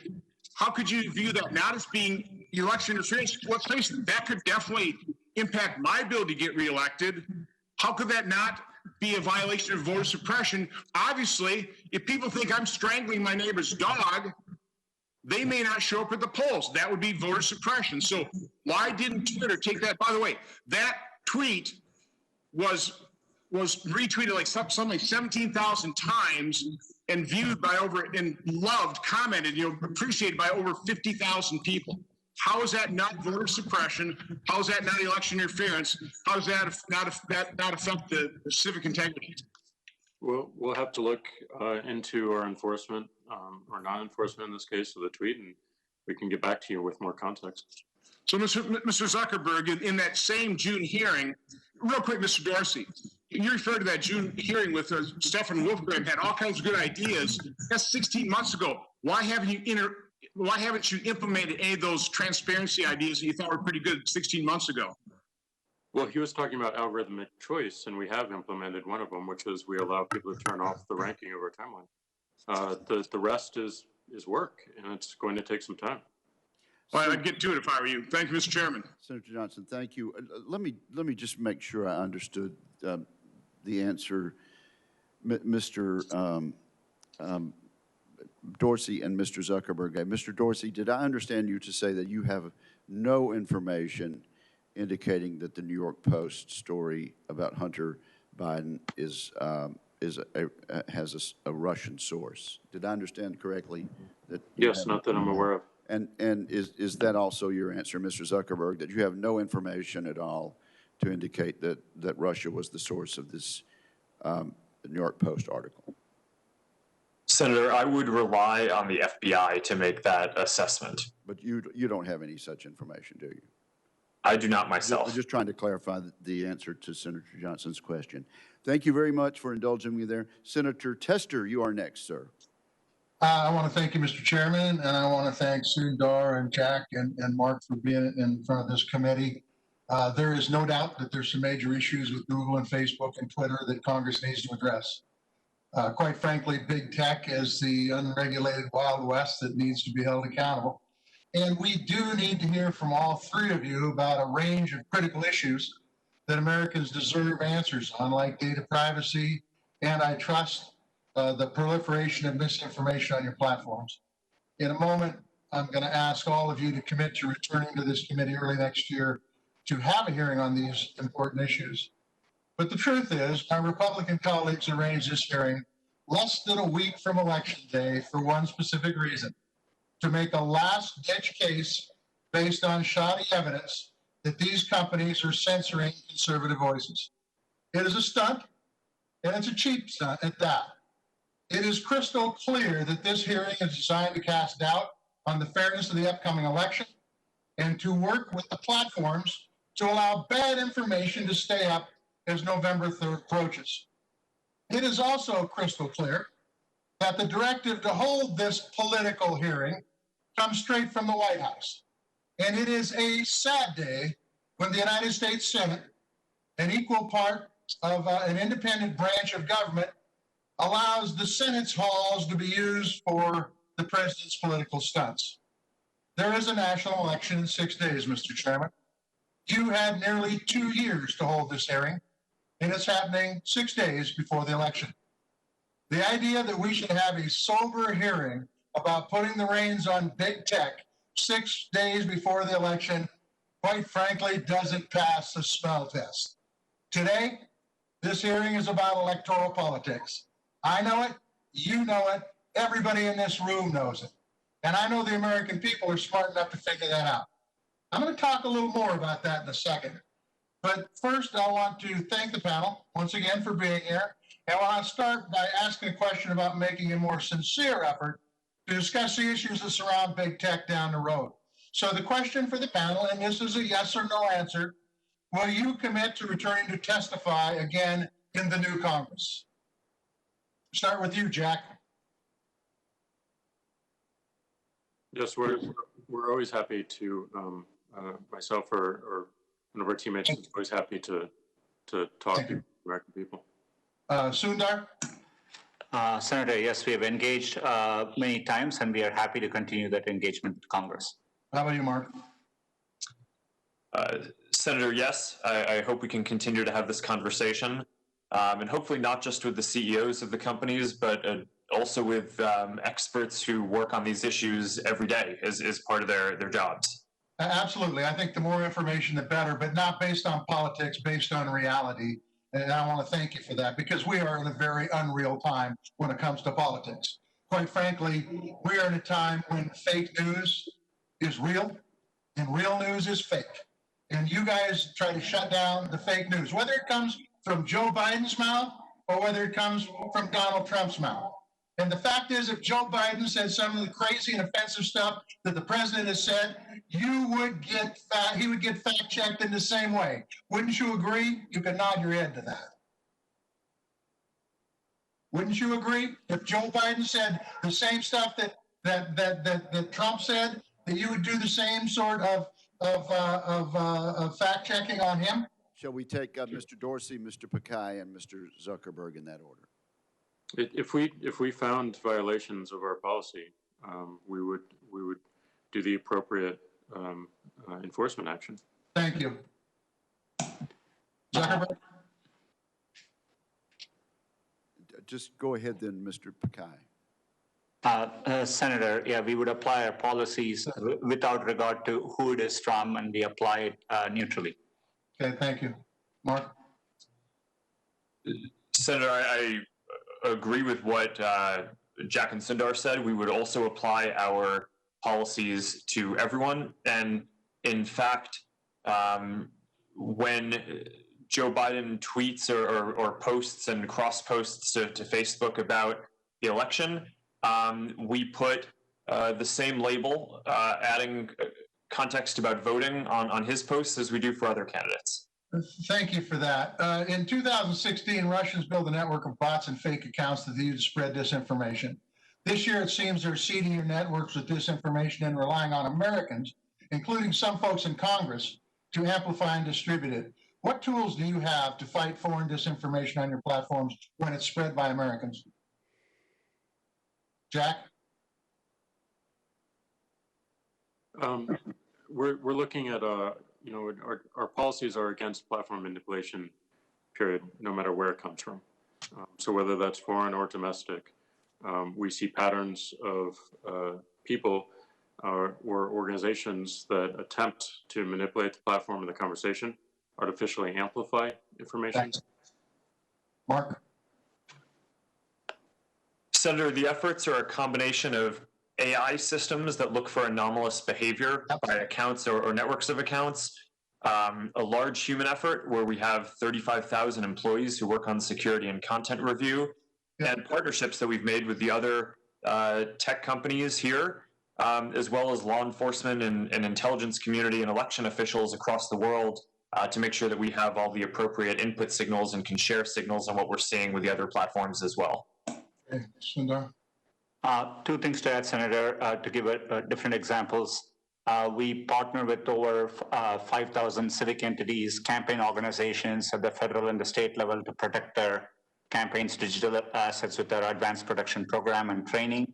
And others, I would echo, there's been an enormous increase in cooperation between the tech companies. As companies, we are sharing a lot of information and doing more together than ever before. Thank you. I just want to close with one thing. We've heard a lot of information out here today, where when you hire somebody, you're supposed to ask them their political affiliation. You're supposed to ask them who they've donated to. There's supposed to be a political litmus test. If you hire a Biden person, you're supposed to hire a Trump person. Why not hire a tester person, huh? And it's about, let's talk about business. We want to regulate business. And if that business is run by a liberal, we're going to regulate them different than if they're run by a conservative outfit. That reminds me a lot of the Supreme Court, where you have two sets of rules, one for a Democratic president, one for a Republican. This is baloney, folks. Get off the political garbage and let's have the Commerce hearing do its job. Thank you very much. Thank you, Senator Tester. Senator Scott. All right, thank you, Chairman, for hosting this. I think, first off, if you followed all this today, what you'll clearly come to the conclusion is Republicans believe that you censor, and Democrats think it's pretty good what you're doing. We're blessed to live in the United States, a democracy where we are granted individual freedoms and liberties under the Constitution. This isn't the case around the world. We can look at what's happening in Communist China right now. General Secretary Xi is committing horrible human rights abuses against China's minority communities and censoring anyone that speaks out about their oppression. The Chinese Communist Party surveils their citizens and uses state-run media to push their propaganda, control information their citizens consume, and hide their human rights abuses. Twitter and Facebook are banned in Communist China. So you can understand why it's concerning that we're even discussing this issue, that big technology companies are interfering with free speech. The American people entrust your companies with their information. They believe that you will protect their information and allow them to use your platforms to express themselves freely. I don't think any one person has signed up for any of your platforms and expects to be blocked or kicked off because of their political views. But it's becoming obvious that your companies are unfairly targeting conservatives. That's clearly the perception today. Facebook is actively targeting ads by conservative groups ahead of the election, either removing the ads completely or adding their own disclosure if they claim it didn't pass their fact check system. But their fact check is based on reports from known liberal media groups like PolitiFact, which clearly is a liberal media group. Twitter censored Senator Mitch McConnell and put warnings on several of the president's tweets. And until recently, they completely blocked the American people from sharing the New York Post story about Hunter Biden's laptop and suspended the New York Post account. The New York Post is one of the most circulated publications in the United States. This isn't some fringe media outlet filled with conspiracy theories. Yet you allow murderous dictators around the world to freely use your platform. Let me give you a few examples. On Twitter, Iran's Supreme Leader Ayatollah tweeted calling for the elimination of the Zionist regime. He said on May 21, 2020, the elimination of the Zionist regime does not mean the massacre of the Jewish people. The people of Palestine should hold a referendum. Any political system that they vote for should govern in all of Palestine. The only remedy until the removal of the Zionist regime is firm armed resistance. I would like to know first why Twitter let that stay up and why the Ayatollah has not been blocked. In May 2019, Maduro, a murderous dictator, tweeted a photo of him backed by his military for a march after 3 people were killed and 130 injured during protests in his country. The tweet describes the march as a clear demonstration of the moral strength and integrity of our glorious armed forces, which is always prepared to defend peace and sovereignty. I would say this glorifies violence, which Twitter has flagged President Trump for, but Twitter let that stand. General Secretary Xi's communist regime pushed by the fact it's committing a genocide against the Uyghurs, forcing millions into internment camps because of their religion. On September 1, a Chinese government account posted on Twitter, Xinjiang camps, more fake news. What the Chinese government has done in Xinjiang has created the possibility for the locals to lead better lives. But truth that simply goes against the anti-China narrative will not be reported by some biased media. Clear lie. It has been widely reported that this claim by the Chinese government is false, but Twitter took no action. Your companies are inconsistently applying their own rules with an obvious bias. Your companies are censoring free speech. You target the president, the White House press secretary, Senator Mitch McConnell, the Susan B. Anthony list and pro-life group, while giving dictators a free, unfettered platform. It is our responsibility to hold your companies accountable and protect Americans' ability to speak freely on their platforms, regardless of their political views or the information they choose to share. You can't just pick and choose which viewpoints are allowed on your platform, expect to keep the immunity granted by Section 230. So, Mr. Dorsey, you allow dangerous dictators on your platform. Tell me why you flag conservatives in America, like President Trump or Leader McConnell, but potential misinformation while allowing dictators to spew their propaganda on your platform. We have taken actions around leaders around the world, and certainly with some dictators as well. We look at the tweets, we review them, and we figure out if they violate our policy or not. Mr. Dorsey, can you tell me one you did against Iran? The Ayatollah? Can you tell me about one you've ever done against Ayatollah or Maduro? I think we've done more than one actually, but we can send you that information on those actions. But we want to make sure that we do have a global leader policy, that we believe it's important. People can see what these leaders are saying, and those tweets remain up, but they are labeled that they violated our terms of service, just to show the integrity of our policy and our enforcement. When the Communist China, which we all know has put 1 million people, Uyghurs, in camps, you did nothing about the tweet where they say that they're just helping them lead a better life. You can just follow. Anybody that follows the news knows what's happening to the Uyghurs. It's genocide what they're doing to the Uyghurs. And I've never seen anything you've done on calling that a lie. We don't have a general policy around misleading information and misinformation. We don't.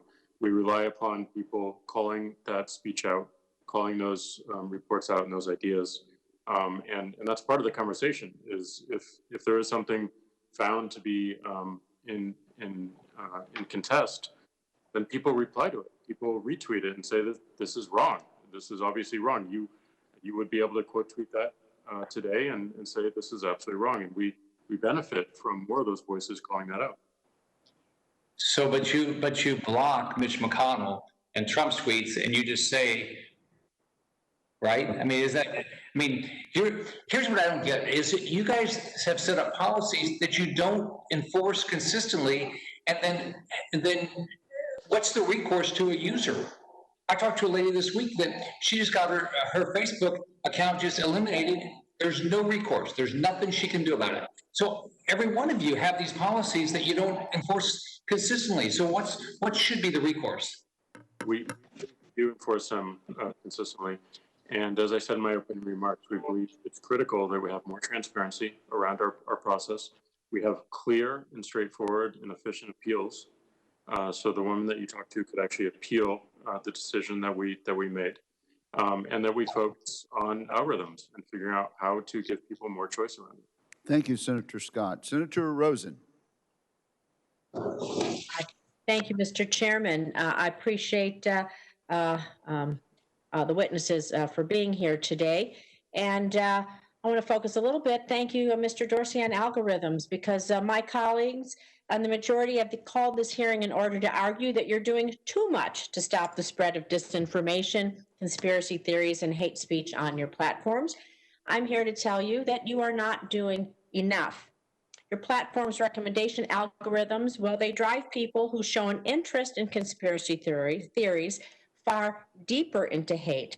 And only you have the ability to change this.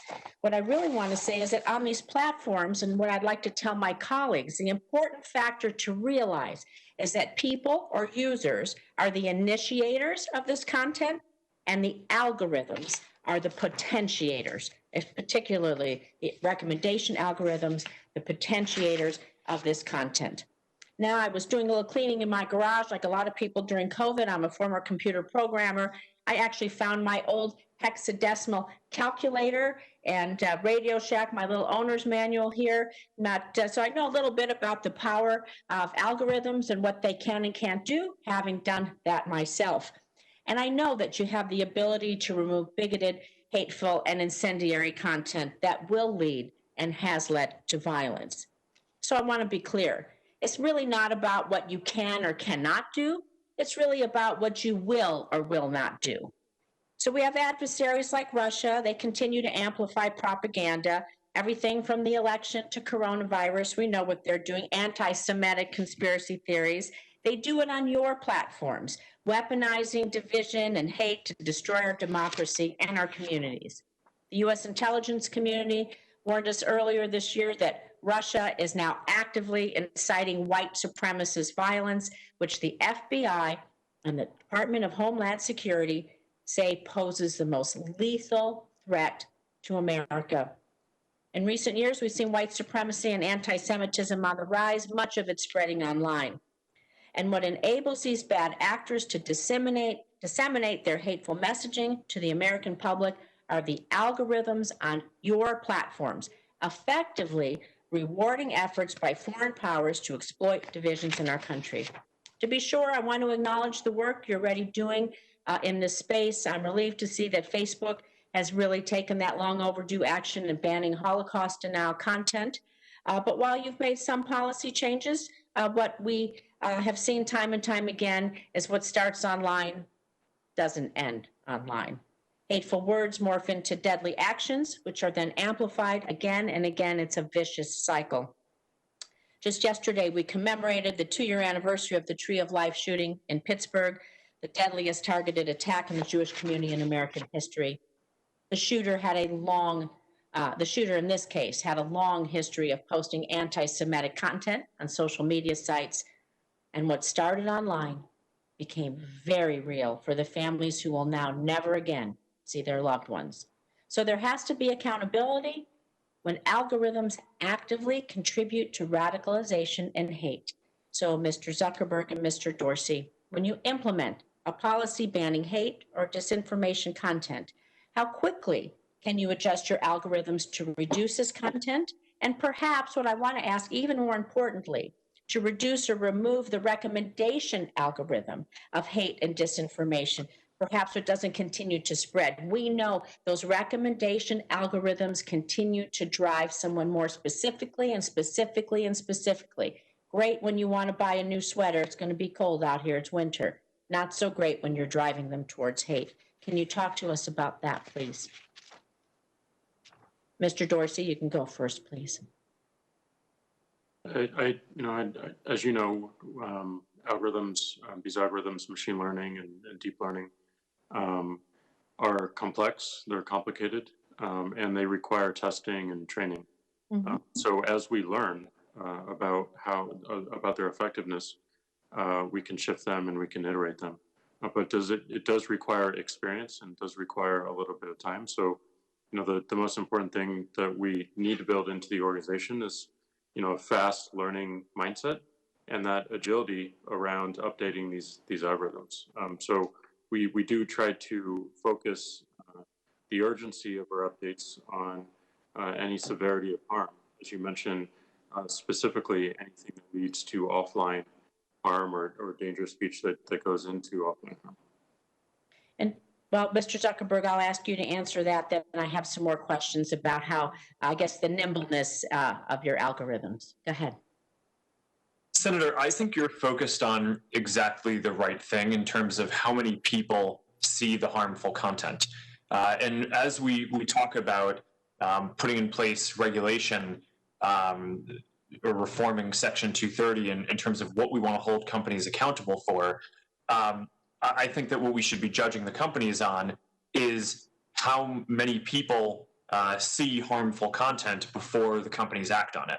And I think being able to act on it quickly and being able to act on content that is potentially going viral or going to be seen by more people before it does see a lot of people, that it gets seen by a lot of people is critical. This is what we report in our quarterly transparency reports, or what percent of the content that a person sees is harmful in any of the categories of harm that we track. And we try to hold ourselves accountable for basically driving the prevalence of that harmful content down. And I think good content regulation here would create a standard like that across the whole industry. So I like what you said. Your recommendation algorithms need to learn to drive the prevalence of this harmful content down. So I have some other questions. I'm going to ask those, but I would like to see some of the information about how nimble you are on driving down that prevalence when you do see it trending, when you do see an uptick, whether it's by bots, by human beings, whatever that is. We need to drive that prevalence down. And so can you talk a little bit maybe more specifically then on things you might be doing for anti-Semitism? We know that that is white supremacy, the biggest domestic threat on the Homeland Security Committee. They have testified to this, the largest threat, of course, in our to our nation. And I want to be sure that this violence is not celebrated and amplified on your platforms. We'll have to have a brief answer to that. Senator, to whom are you addressing the question? Mr. Zuckerberg, well, Zuckerberg. I think I'm the last one, but we only have just a few seconds. We can ask that. Sure, Senator. Thank you. I mean, there's a lot of nuance here, but in general, for each category of harmful content, whether it's terrorist propaganda or incitement of violence and hate speech, we have to build specific systems and specific AI systems. And one of the benefits of, I think, having transparency and transparency reports into how these companies are doing is that we have to report on a quarterly basis how effectively we're doing at finding those types of content. So you can hold us accountable for how nimble we are. Hate speech is one of the hardest things to train an AI system to get good at identifying because it is linguistically nuanced. We operate in 150 languages around the world. But what our transparency reports show is that over the last few years, we've gone from proactively identifying and taking down about 20% of the hate speech on the service to now we are proactively identifying, I think it's about 94% of the hate speech that we end up taking down, and the vast majority of that before people even have to report it to us. So, but by having this kind of a transparency requirement, which is part of what I'm advocating for in the Section 230 reform, I think we'll be able to have a broader sense across the industry of how all of the companies are improving in each of these areas. Thank you for that answer, Okay. Mr. Zuckerberg. I look forward to working with everyone on this. Thank you, Mr. Chairman. As do I, Senator Rosen. Thank you very much. When this hearing convened, I estimated that it would last 3 hours and 42 minutes. It's now been 3 hours and 41 minutes. 4 of our members have been unable to join us, and that's the only reason that my prediction was the least bit accurate. So thank you all. Thank you very much, and I thank our witnesses. During my first series, during my first question to the panelists, I referred to a document that I had entered into the record during our committee meeting, I believe on October the 1st, entitled Social Media Companies Censoring Prominent Conservative Voices. That document has been updated, and without objection, it will be added to the record at this point. And I believe we are now at the point of closing the The hearing record will remain open for 2 weeks. During this time, senators are asked to submit any questions for the record. Upon receipt, the witnesses are requested to submit their written answers to the committee as soon as possible, but by no later than Wednesday, November 25th, 2020. I want to thank our witnesses for their cooperation and for bearing with us during a very lengthy hearing, and I want to thank each member of the committee for their cooperation in the conduct of this hearing. With that, the hearing is concluded, and the witnesses are thanked. This hearing is now adjourned.